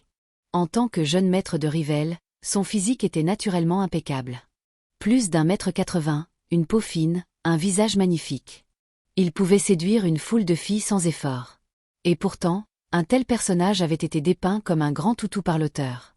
Le cerveau est une bonne chose, dommage que l'auteur n'en ait pas, pensa Julien. Après avoir vérifié la sécurité de sa sœur et la position d'Arthur, il sortit. Sans parler de la riche récompense de la mission du système, l'héritage d'un maître alchimiste suprême à lui seul pouvait secouer le monde de la pratique. De plus, une beauté du niveau d'Aurélie, dans sa vie antérieure, il n'aurait même pas osé en rêver. Maintenant, avec l'aide du système, c'était un jeu d'enfant. Il devait bien sûr saisir l'opportunité qu'Arthur lui avait créée. Le café Dongming n'était pas loin de l'académie, dans le quartier chic de la ville. En face se trouvait le parc d'attractions du lac du Sud, assurant un flux constant de clients. Assis au 2e étage, on avait une vue imprenable sur tout le parc. Aurélie avait choisi une place près de la fenêtre. Elle remuait doucement son café avec une cuillère, regardant tranquillement le paysage. Depuis son arrivée à Nancheng, elle n'avait invité personne à prendre un café depuis longtemps.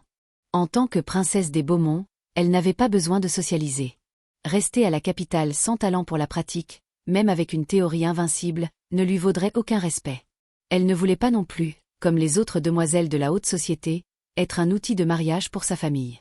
Devenir enseignante à l'académie était sa propre suggestion, à la fois pour se détendre et pour échapper aux pressions matrimoniales des anciens de sa famille.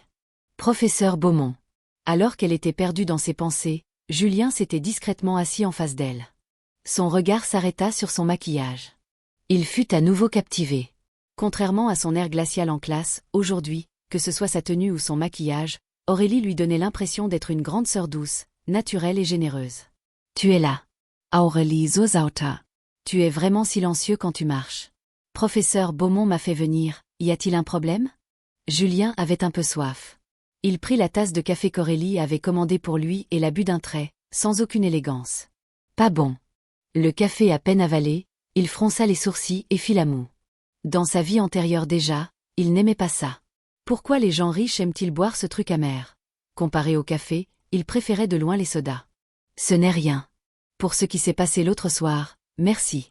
En mentionnant cette nuit-là, Aurélie eut envie de se cacher dans un trou. L'image qu'elle avait maintenue pendant 26 ans avait été complètement détruite en un jour.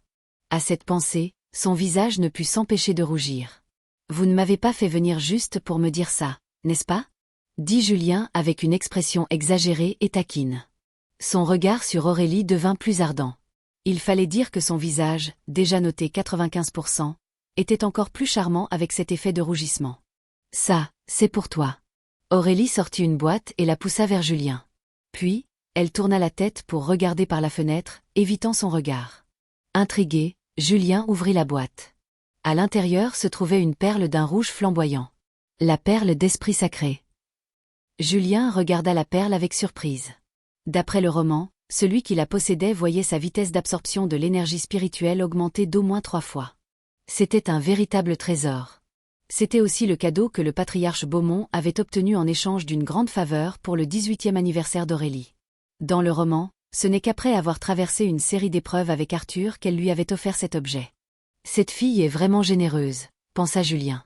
Il n'osait pas imaginer, son talent de rang or, plus la perle d'esprit sacré, plus l'approvisionnement infini en pierre de sa mère, sa vitesse de cultivation allait crever le plafond. Face à cela, Julien n'allait naturellement pas refuser. Alors, je ne me gêne pas. Sur ce, Julien sortit la pilule de purification de la moelle qu'il avait échangée auparavant et la posa devant Aurélie. En réalité, Aurélie n'était pas incapable de pratiquer de naissance. Au contraire, une fois éveillée, sa vitesse de cultivation, sans atteindre le rang or, dépasserait de loin celle d'un talent de rang rouge. C'est juste que sa constitution était spéciale et nécessitait des trésors célestes spécifiques pour être améliorée. Et ce genre de choses, dans le monde de la pratique, était encore plus rare que la perle d'esprit sacré. Les anciens de la famille Beaumont n'auraient jamais accepté de parier un tel trésor sur une fille sans talent apparent. Qu'est-ce que c'est ?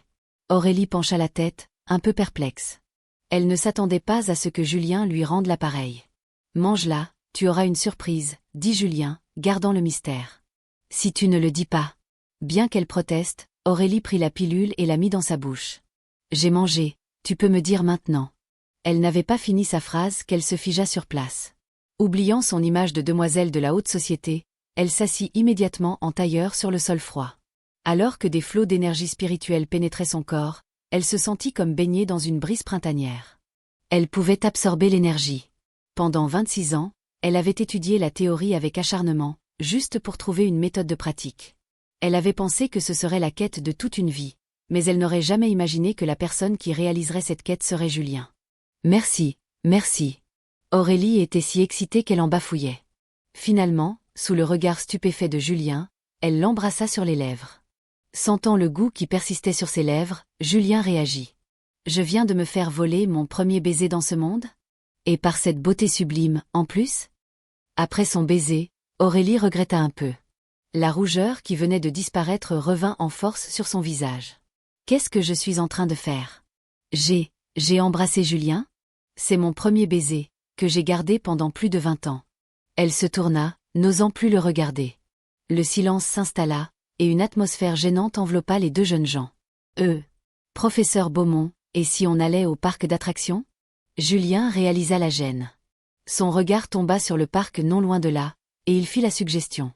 Il savait que dans ces moments-là, il ne fallait absolument pas laisser le froid s'installer. De plus, les demoiselles de la haute société comme Aurélie n'avaient sûrement jamais mis les pieds dans un parc d'attractions. Dans le roman, Arthur Lygrec avait emmené, laissant un souvenir impérissable à la petite princesse des Beaumont. À ce moment, Julien se dit que l'auteur avait vraiment du cœur. Quel bon auteur, finalement. D'accord. Aurélie n'osait pas le regarder en face. Lui tournant le dos, elle répondit d'une voix à peine audible. L'instant d'après, elle sentit une main saisir la sienne. Julien lui prit la main et, sans se soucier de son objection, la tira hors du café. « Vieux Sylvain, la fille de ton maître et mon jeune maître sont amoureux. Tu ne devrais pas les empêcher, n'est-ce pas ?» Non loin de là, Sylvain regardait la scène, impuissant. Devant lui se tenait une personne encore plus imposante, Félix. Il ne pouvait que regarder, impuissant, sa jeune maîtresse offrir la perle d'esprit sacré, puis son premier baiser. Cependant, il éprouvait une certaine gratitude envers Julien. Il savait à quel point sa maîtresse était obsédée par la pratique. Mais il était encore plus stupéfait par le geste de Julien. Un élixir qui améliorait la constitution, offert comme si de rien n'était. La famille de Rivelle était vraiment assez riche. Un beau couple. En entrant dans le parc, ils attirèrent immédiatement les regards de nombreux visiteurs. « Maman, regarde. Le grand frère et la grande sœur sont si beaux. » dit une petite fille d'une voix enfantine en montrant Julien. À ces mots, le visage déjà rouge d'Aurélie devint encore plus écarlate. Elle retira précipitamment sa main de celle de Julien et reprit son masque de beauté glaciale. Mais le rouge à ses oreilles trahissait sa nervosité. Comparé à sa tension, Julien était très détendu. Il acheta 2 pommes d'amour à un vendeur ambulant et en tendit une à Aurélie. « Tiens, essaie. »« Non, merci. Mange. » Julien lui tendit fermement. Ce genre de friandise était très courant, mais il était sûr que les demoiselles de la haute société comme Aurélie n'en avaient jamais mangé. Ne pouvant résister, Aurélie prit une petite bouchée. Soudain, ses yeux s'illuminèrent. « Ce n'est pas si mal, en fait. » C'est même bon. Tiens, et c'est ça aussi. Julien lui tendit en souriant un bubble tea tout frais. Normalement, les gens de leur niveau ne mangeaient pas ce genre de choses. La raison? C'était mauvais pour la santé. Mais Julien s'en fichait. En tant que pratiquant, de quoi avait-il peur? Au pire, il croquerait une pierre spirituelle pour se réguler. Avoir trop de pierres pour les utiliser, quelle triste histoire, semblait-il dire. Tout au long du chemin, Julien, comme s'il s'occupait d'une enfant, poussa Aurélie à essayer de nombreux manèges. Du bateau pirate au carrousel, en passant par les montagnes russes. Aurélie passa de la retenue initiale à un abandon total. Elle s'amusait comme une folle. De l'autre côté, Arthur, avec l'aide de l'âme résiduelle, avait échappé à la surveillance de Blanc 3 et Blanc 6. Il s'était justement enfui dans la zone du parc d'attractions et vit la scène joyeuse entre Julien et Aurélie. Il serra les dents de rage. Julien de Rivelle, tôt ou tard, je te le ferai regretter. Je te montrerai qui est le vrai protagoniste de ce monde. La voix d'Arthur était glaciale, son corps dégageant une intention meurtrière. Bien que l'âme résiduelle ait guéri ses membres, le coup porté à sa virilité était irréversible. Autrement dit, il avait complètement perdu la capacité de procréer. Et le responsable de tout cela s'amusait joyeusement avec la femme qu'il convoitait. Quelle ironie! Attends que je devienne plus fort. La famille de Rivelle, Julien, vous mourrez tous. Mais cette haine ne dura pas longtemps. Arthur reçut un avertissement de danger de l'âme résiduelle. Il n'osa pas tarder et reprit sa fuite. La prime offerte par la famille Beaumont pour sa capture était trop alléchante. Nombreux étaient ceux qui voulaient maintenant sa peau. Félix, je vous appelle aîné. Mais pourquoi m'empêchez-vous d'arrêter Arthur? L'apparition d'Arthur n'avait naturellement pas échappé à Sylvain et Félix, qui suivaient toujours Julien et Aurélie. Après tout, l'un était un pratiquant de 8e niveau, l'autre au sommet du 9e. Le moment n'est pas encore venu, se contenta d'expliquer Félix. Le jeune maître a dit qu'Arthur ne peut pas mourir maintenant.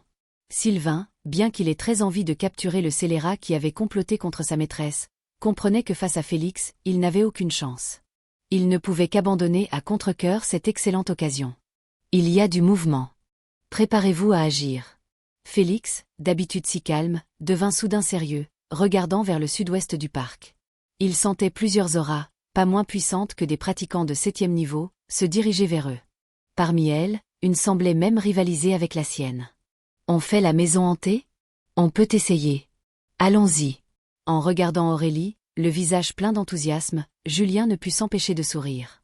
Aurélie, un bubble tea dans la main gauche, une flopée de peluches bon marché dans la droite, ressemblait à une gamine espiègle.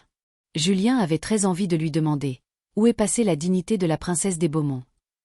Aurélie remarqua l'expression subtile de Julien, et son visage devint instantanément rouge. Elle n'avait vraiment jamais joué à ces jeux.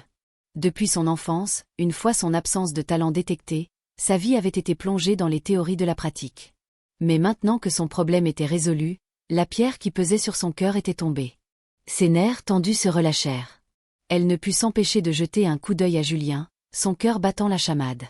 Elle ne croyait pas au coup de foudre, mais face à cet étudiant qui avait vu toutes ses facettes embarrassantes, elle ressentait quelque chose d'indescriptible. Surtout, chaque fois qu'elle croisait son regard, son cœur s'emballait. Peut-être qu'il est vraiment mon âme sœur. À quoi tu penses? Face à Aurélie qui le fixait, perdue dans ses pensées, Julien agita la main devant son visage. Allons-y vite, achetons les billets. Aurélie revint à elle, un peu gênée. Elle évita son regard et s'avança. Mais ce à quoi Julien ne s'attendait pas, c'est qu'Aurélie lui prit la main très naturellement. TSK, on dirait que le fil rouge a fait son effet, pensa Julien, la laissant le tirer, le cœur en fête. Face à l'initiative d'une telle beauté, qui ne serait pas ému. Après tout, l'amour commence souvent par l'attirance physique. Julien ne faisait pas exception. Dans sa vie antérieure, à cause de son cancer, il n'avait jamais envisagé de se marier. Il pensait que c'était un manque de respect pour sa partenaire. Mais maintenant, il avait le droit de poursuivre le bonheur. Mademoiselle, monsieur, vous êtes un couple, n'est-ce pas? En ce moment, pour les billets couples, le deuxième est à moitié prix. Il n'y avait pas beaucoup de monde devant la maison hantée. Ce fut rapidement leur tour. La guichetière, en voyant ce couple magnifique, ne put s'empêcher de commenter. Oui. Non. Julien et Aurélie répondirent en même temps, de manière opposée. Ils se regardèrent, embarrassés, puis reprirent la parole en chœur, à nouveau en désaccord. Non. Oui. Alors, c'est oui ou c'est non? Dit la guichetière avec un air amusé, en regardant Aurélie qui était dans une situation délicate. C'est oui, dit Julien en tirant Aurélie, toute rouge, derrière lui. Il paya rapidement, puis la tira par la main vers l'entrée de la maison hantée. Il ne s'attendait pas à ce qu'Aurélie admette si vite leur statut. Je ne voulais pas dire autre chose. Je voulais juste économiser un peu d'argent, expliqua Aurélie très sérieusement avant d'entrer. Mais l'instant d'après, elle réalisa ce qu'elle venait de dire. Économiser de l'argent ? Depuis quand avait-elle besoin d'économiser de l'argent ? Même, économiser de l'argent, bien sûr. Julien ne la démasqua pas et demanda en souriant. « Tu as déjà fait une maison hantée ?» Aurélie secoua la tête. « Comment aurais-tu pu ? Allons-y, ça doit être amusant. » D'accord. Une fois à l'intérieur, l'atmosphère devint instantanément sombre. L'obscurité était totale, et des cris étranges retentissaient de temps en temps. La main d'Aurélie serra plus fort celle de Julien. « Ce n'est pas que j'ai peur, je n'aime juste pas l'obscurité, c'est une sensation étrange. Tout à l'heure, il y aura sûrement des gens déguisés en fantômes pour nous faire peur, » se dit Aurélie en pinçant les lèvres. Elle n'était plus une enfant. Elle avait traversé tant d'épreuves, pourquoi ferait-elle semblant d'avoir peur ? Il y a quelque chose qui ne va pas.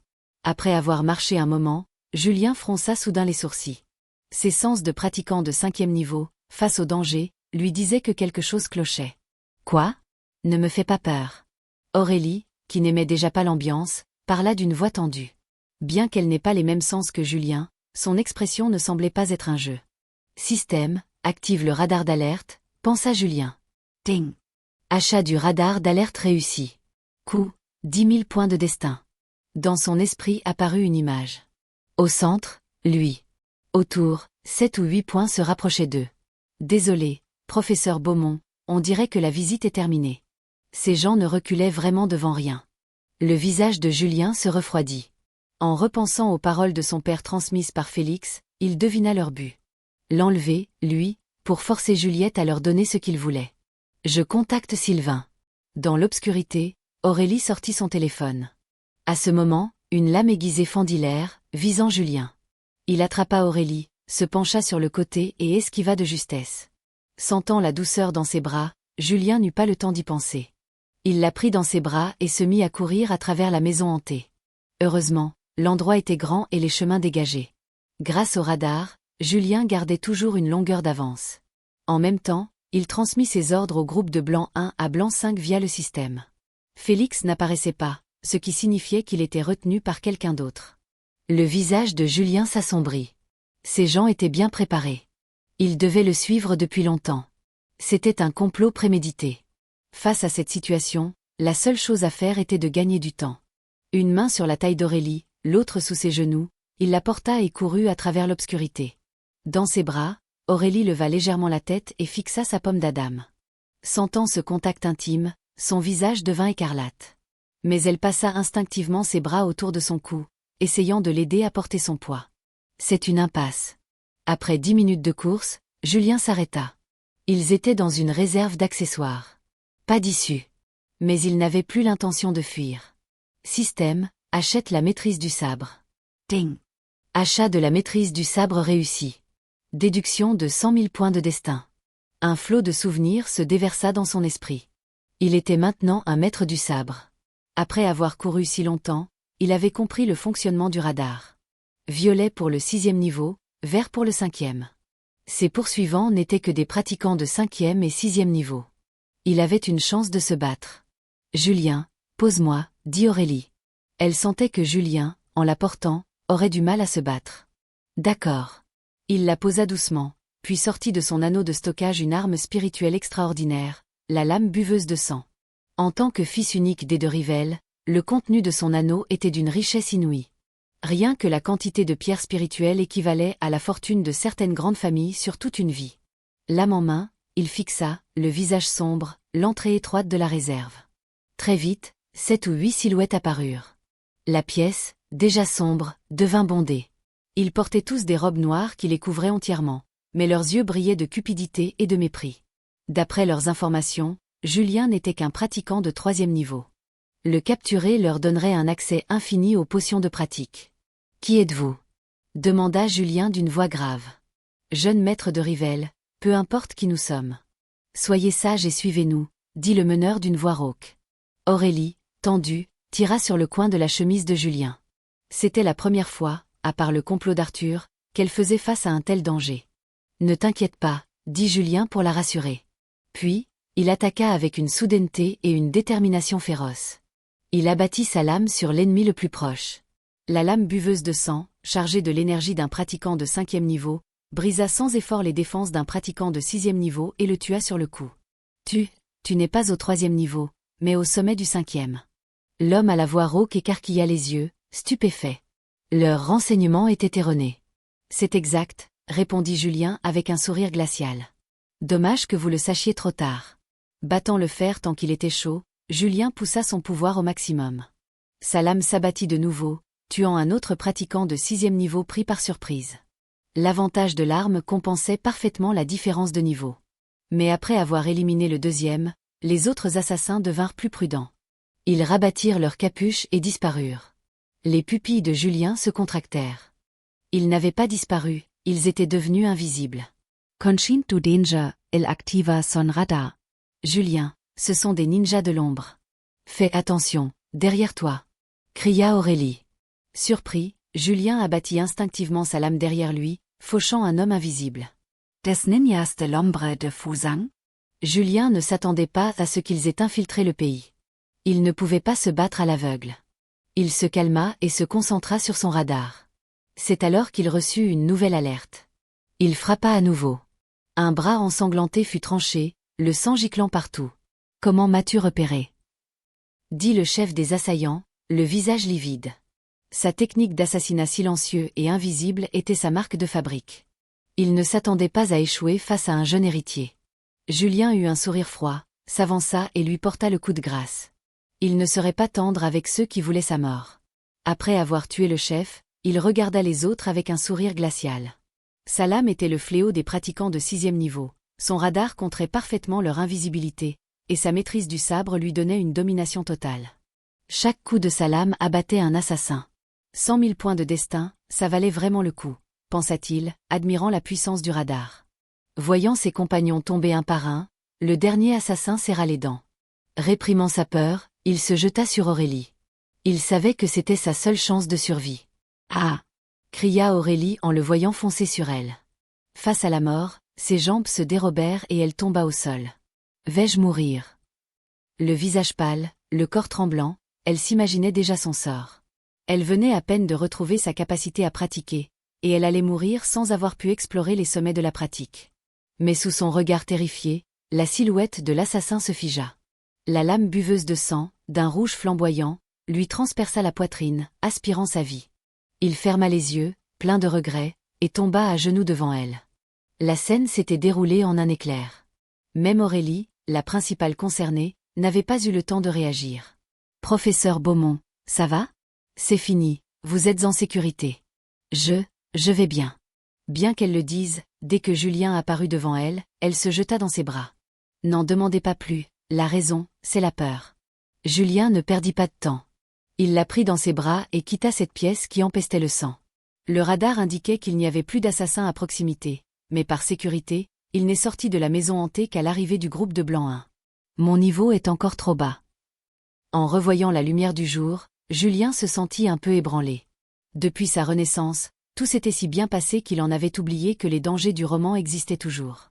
S'il y avait eu un pratiquant de 7e niveau parmi eux, il n'aurait jamais pu s'en sortir, et encore moins les contre-attaquer. Ting! L'hôte a tué TNOTER et cette autre personne, modifiant une partie de l'intrigue. Récompense, 100 000 points de destin. TNOTER. Julien ne s'attendait pas à ce que ce soit lui. Dans le roman, ce personnage n'était mentionné qu'une fois, mort dans une bataille pour la formule de Juliette. Mourir de sa main, c'était une mort pleine de sens, d'une certaine manière. À ce moment, le parc d'attractions était déjà entièrement bouclé par le bureau de la pratique de la ville. Le chef du bureau reconnut évidemment Julien, le salua respectueusement, puis continua son enquête. Pour Aurélie, ce n'était pas une surprise. Après tout, Nancheng était pratiquement le territoire des deux rivelles. « Professeur Beaumont, vous comptez rester sur moi encore longtemps ?» dit Julien pour la taquiner. Leur position était on ne peut plus intime. Sa tête reposait contre son cou, ses bras blancs enroulés autour de sa nuque, ses jambes autour de ses hanches. Même les membres de l'équipe d'intervention ne pouvaient s'empêcher de jeter des coups d'œil. Lâche-moi vite. Aurélie réalisa leur position. La rougeur, qui avait disparu avec la peur, revint à la vitesse de l'éclair. Très mignonne, dit Julien en souriant et en la posant. Il se dit qu'il devait remercier ses assassins. De vrais assistants de choc. Sous les recherches de l'équipe d'intervention, les quelques assassins cachés dans l'ombre furent débusqués. Cependant, Félix et Sylvain n'étaient toujours pas là. Aurélie ne pouvait s'empêcher de s'inquiéter. Sylvain n'était pas seulement son garde du corps, mais aussi un oncle qu'il avait vu grandir. Comparé à elle, Julien était beaucoup plus calme. D'après l'intrigue, au début, le sommet du 9e niveau était le plafond de puissance. Les transcendants se comptaient sur les doigts d'une main. Pour une simple potion embryonnaire, mobiliser un transcendant serait un gâchis. Finalement, pour des raisons de sécurité, et sous l'insistance de Julien, Aurélie le suivit jusqu'à la villa. Le simple fait que le jeune maître de Rivelle ait été assassiné mit toute la ville en ébullition. Nancheng passa en état d'alerte de niveau 1. Les sorties de la ville furent strictement contrôlées, et l'on voyait des agents du bureau de la pratique partout. La capitale envoya même plus de 100 soldats des forces spéciales lourdement armés. Dans la villa des de Rivelle, Aurélie tournait en rond dans le salon, incapable de tenir en place. Sylvain n'était toujours pas rentré. Elle ne pouvait s'empêcher de penser au pire. Dans cet état d'esprit, même lorsque Julien fit venir un festin d'un restaurant 5 étoiles, elle ne toucha presque à rien. « Professeur Beaumont, soyez tranquille. Félix est au sommet du 9e niveau. Très peu de gens peuvent le tuer. » Julien, exaspéré, la regarda. Ses longues jambes blanches sous sa jupe n'arrêtaient pas de passer devant lui, l'empêchant de se concentrer sur sa pratique. Enfin, pas vraiment sa pratique. Avec son talent, l'énergie spirituelle était absorbée en continu. Aidé par la perle d'esprit sacré, Julien avait déjà vidé des centaines de pierres en quelques heures. Son niveau avait encore grimpé, atteignant le sommet du 5e, à un pas du 6e. Heureusement, à peine eut-il fini sa phrase que l'espace se déchira. Félix, couvert de sang, apparut, portant un Sylvain au visage pâle. « Oncle Sylvain, ça va ?» Aurélie se précipita vers lui. « Mademoiselle, je vais bien. Juste un peu à court d'énergie. » La voix de Sylvain était faible, mais il lui sourit. La bataille n'avait pas été sanguin. Sous la direction de Félix, il avait percé, passant du début au milieu du 8e niveau. Mais en voyant la manière de combattre d'un expert du 9e niveau, l'admiration dans ses yeux était palpable. Tous. Le visage de Félix n'était pas au mieux non plus. Il avait combattu seul contre 3 experts de 8e niveau et 5 du sommet du 7e. Bien qu'il les ait tous tués, il était gravement blessé. Système, trouve-moi des objets pour les soigner. Ting. Vous pouvez acheter une pilule de restauration primordiale et un cristal de vie. Coût total, 65 000 points de destin. La pilule de restauration primordiale guérit toutes les blessures externes et restaure au sommet de sa forme. Prix, 5 000 points. Le cristal de vie restaure toutes les fondations endommagées. Prix, 60 000 points. Achète. Une pilule noire et un cristal de vie apparurent dans sa main. Julien n'était pas avare. Après tout, il suffisait de voler quelques opportunités de plus à Arthur. Il donna la pilule à Sylvain, puis s'approcha de Félix. « Félix, baissez vos défenses, je vais vous soigner. »« Oui, jeune maître. » Au moment où Félix baissa sa garde, Julien lui infusa le cristal de vie. « Jeune maître. » Félix sentit une immense force vitale se répandre en lui, réparant à une vitesse incroyable ses anciennes blessures fondamentales. Cette blessure datait de l'époque où il protégeait le grand-père de Julien. Même le patriarche actuel n'avait pas pu trouver un remède. Il ne s'attendait pas à ce que son jeune maître utilise un tel trésor pour le soigner. « Félix, concentrez-vous sur l'absorption. » En lisant le roman, Julien avait été touché par la loyauté de Félix. Dans cette vie, une telle tragédie ne se reproduirait pas. Il voulait voir jusqu'où Félix pourrait aller. Le transcendant n'était certainement pas la fin. Après le rappel de Julien, Félix se concentra, utilisant toute sa puissance pour raffiner le cristal. Aurélie, voyant le visage de Sylvain retrouver ses couleurs, poussa un soupir de soulagement. Puis, son regard se posa sur le beau visage de Julien, rempli d'une expression complexe. Un cristal de vie, un trésor qui pouvait faire s'entretuer même les transcendants. Et cet homme l'avait offert sans hésiter à son majordome. Soudain, elle repensa à Julien la protégeant dans la maison hantée. Elle fut un peu perdue dans ses pensées. Ting. Avec l'aide de l'hôte, Félix a guéri ses fondations et a atteint le niveau de demi-transcendant, modifiant l'intrigue originale. Récompense, 50 000 points de destin. Récompense, maîtrise de la foudre, demi-transcendant. Un demi-transcendant, et 50 000 points, plus la maîtrise de la foudre. Quelle bonne surprise. C'est le niveau transcendant? Murmura Sylvain, stupéfait par l'aura de Félix. Non, il n'était pas encore transcendant. Il manquait un pas. Bien que son énergie ait été restaurée, il n'avait pas pu briser cette dernière barrière. Puis, il fit quelque chose qui stupéfia Aurélie et Sylvain. Ce grand expert, respecté de toutes les grandes familles, s'agenouilla devant Julien. « Félix, vous êtes un aîné pour moi. »« Pas besoin de ça entre nous, » dit Julien en l'aidant à se relever. « Tout ce que j'ai, je le dois au vieux patriarche. Sans la famille de Rivelle, je ne serais rien. Sans vous, jeune maître, mes fondations n'auraient jamais été guéries, et je n'aurais jamais touché le seuil du transcendant. Soyez assurés, tant que je vivrai, personne ne vous fera de mal. » Félix insista pour s'incliner. Cette fois, Julien ne refusa pas. « Mademoiselle, nous devrions y aller, » dit Sylvain. « D'accord. » L'affaire étant terminée, Aurélie n'avait plus de raison de rester. Mais en arrivant à la porte, elle se retourna vers Julien. « Professeur Beaumont, quoi de neuf? Ne m'appelez plus professeur, je ne suis pas beaucoup plus âgé que vous. » Après avoir protesté, sa voix devint timide. « Mon père veut vous voir. Samedi prochain, vers midi, vous êtes libre ?» En disant cela, Aurélie était à la fois nerveuse et pleine d'attente. « Bien sûr. Vous n'avez pas peur? » « Peur de quoi ?» La réaction de Julien la surprit. Normalement, n'importe qui serait intimidé à l'idée de rencontrer son père, le patriarche des Beaumont.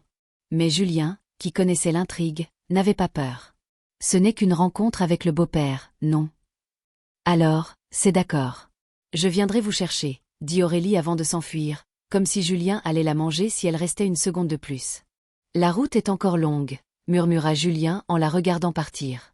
Mais il n'était pas découragé. Les progrès de la journée dépassaient déjà ses espérances. Jeune maître, Léon Rossi a été enfermé dans une maison de la banlieue nord. Comment voulez-vous procéder? Dit Félix. Allons le voir. Après l'assassinat, Julien avait presque oublié cette affaire. Mais la coïncidence était trop grande. La fuite d'informations sur la potion ne pouvait venir que de l'organisation derrière Rossi. L'intrigue s'accélérait trop vite. Son avantage de connaître l'histoire s'amenuisait. En un instant, Félix les transporta à des centaines de kilomètres, dans une maison de banlieue. Sur un lit, un homme d'âge mûr se débattait. Un simple regard de Félix le réduisit au silence. « Répondez honnêtement.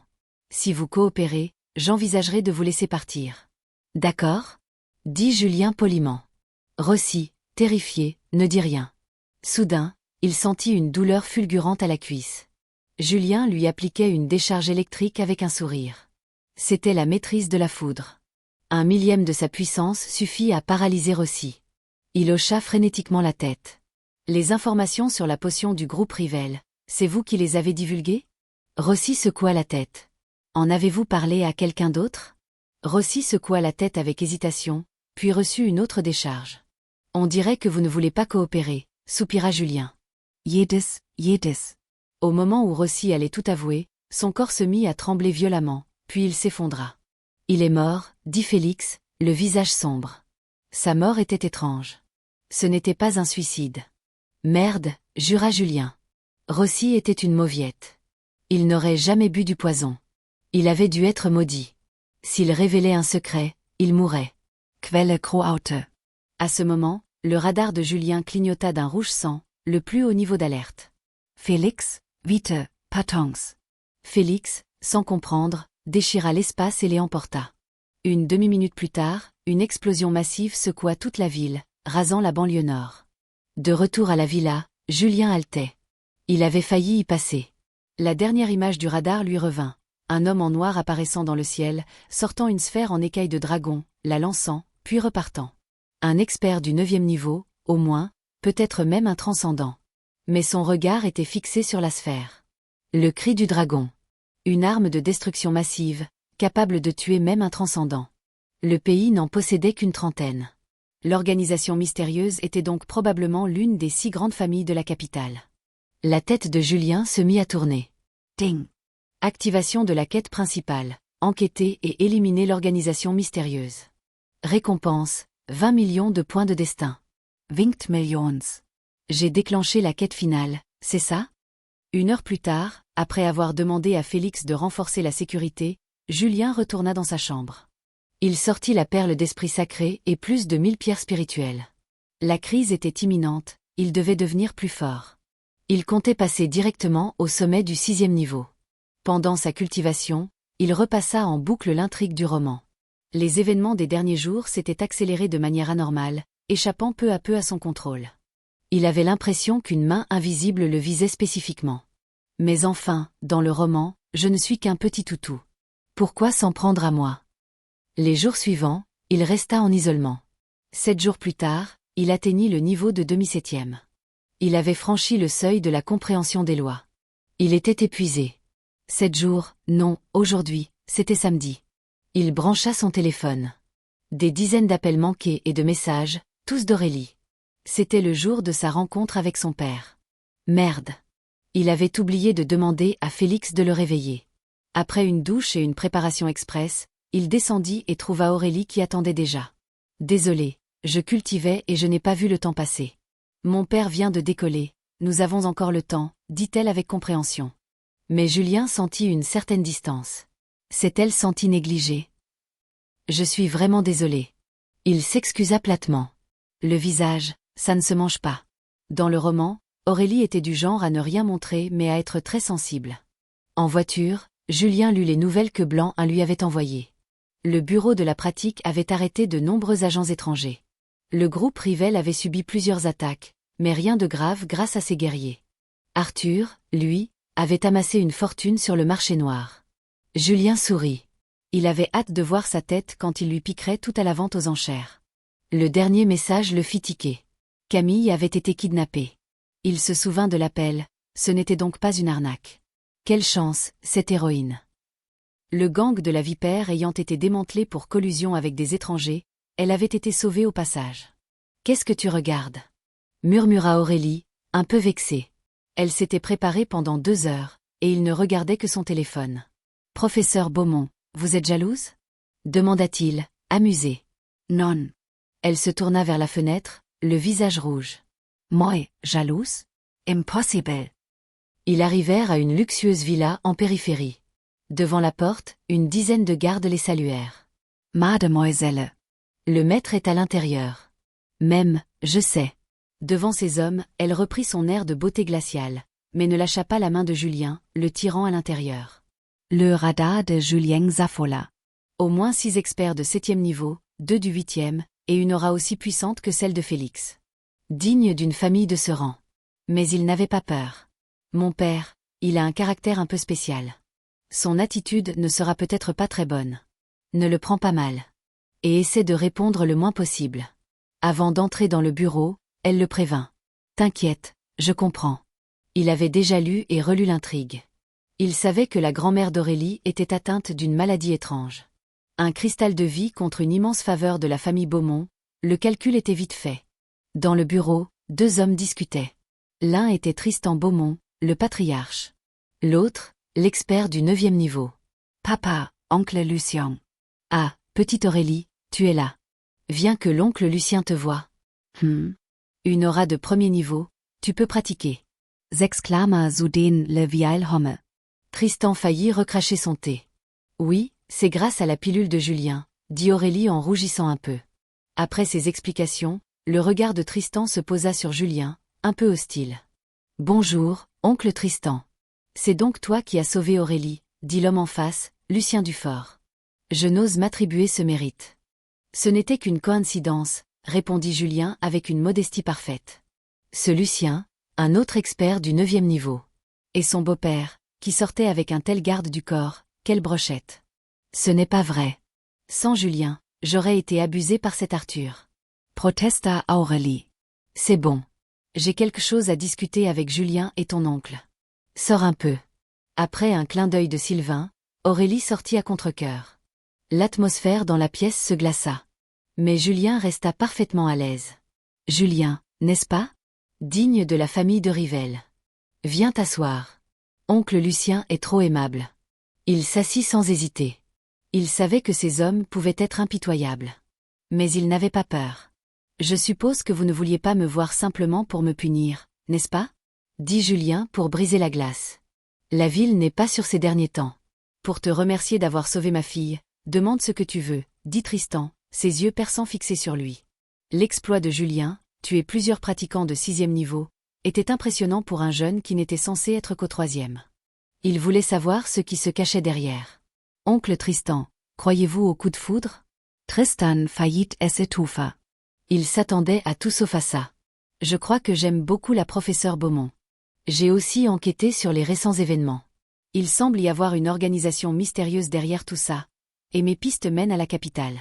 Il joua sur le manque d'informations, déplaçant habilement l'attention. Tristan et Lucien S.L. Torrent. Il savait qu'une force inconnue avait divulgué les informations sur la potion, mais il n'avait pas pu remonter la piste. Que Julien l'ait fait, ce gamin cachait bien son jeu. As-tu des pistes? J'ai seulement découvert que l'explosion dans le nord de la ville il y a une semaine était liée à la capitale. Mais la piste s'arrête là, dit Julien, s'arrêtant juste à temps. Il ne pouvait pas accuser directement l'une des 6 grandes familles. Il laissa Tristan enquêter. Laisse tomber cette enquête.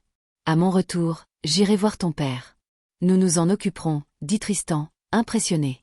Et lui tendit sa carte de visite. Considérez que je te dois une faveur. Elle sera toujours valable. Julien la prit, puis posa discrètement la boîte contenant le cristal de vie sur la table avant de partir. Dès qu'il fut sorti, le visage de Tristan s'assombrit. Vieux Lucien, que penses-tu de ce gamin? Je ne sais pas, mais il est très intéressant, dit Lucien en prenant la boîte. Qu'est-ce que? Il l'ouvrit. Une force vitale intense emplit la pièce. Un cristal de vie. S'exclamèrent-ils, stupéfaits. Tristan prête le cristal en tremblant. En dessous se trouvait une note.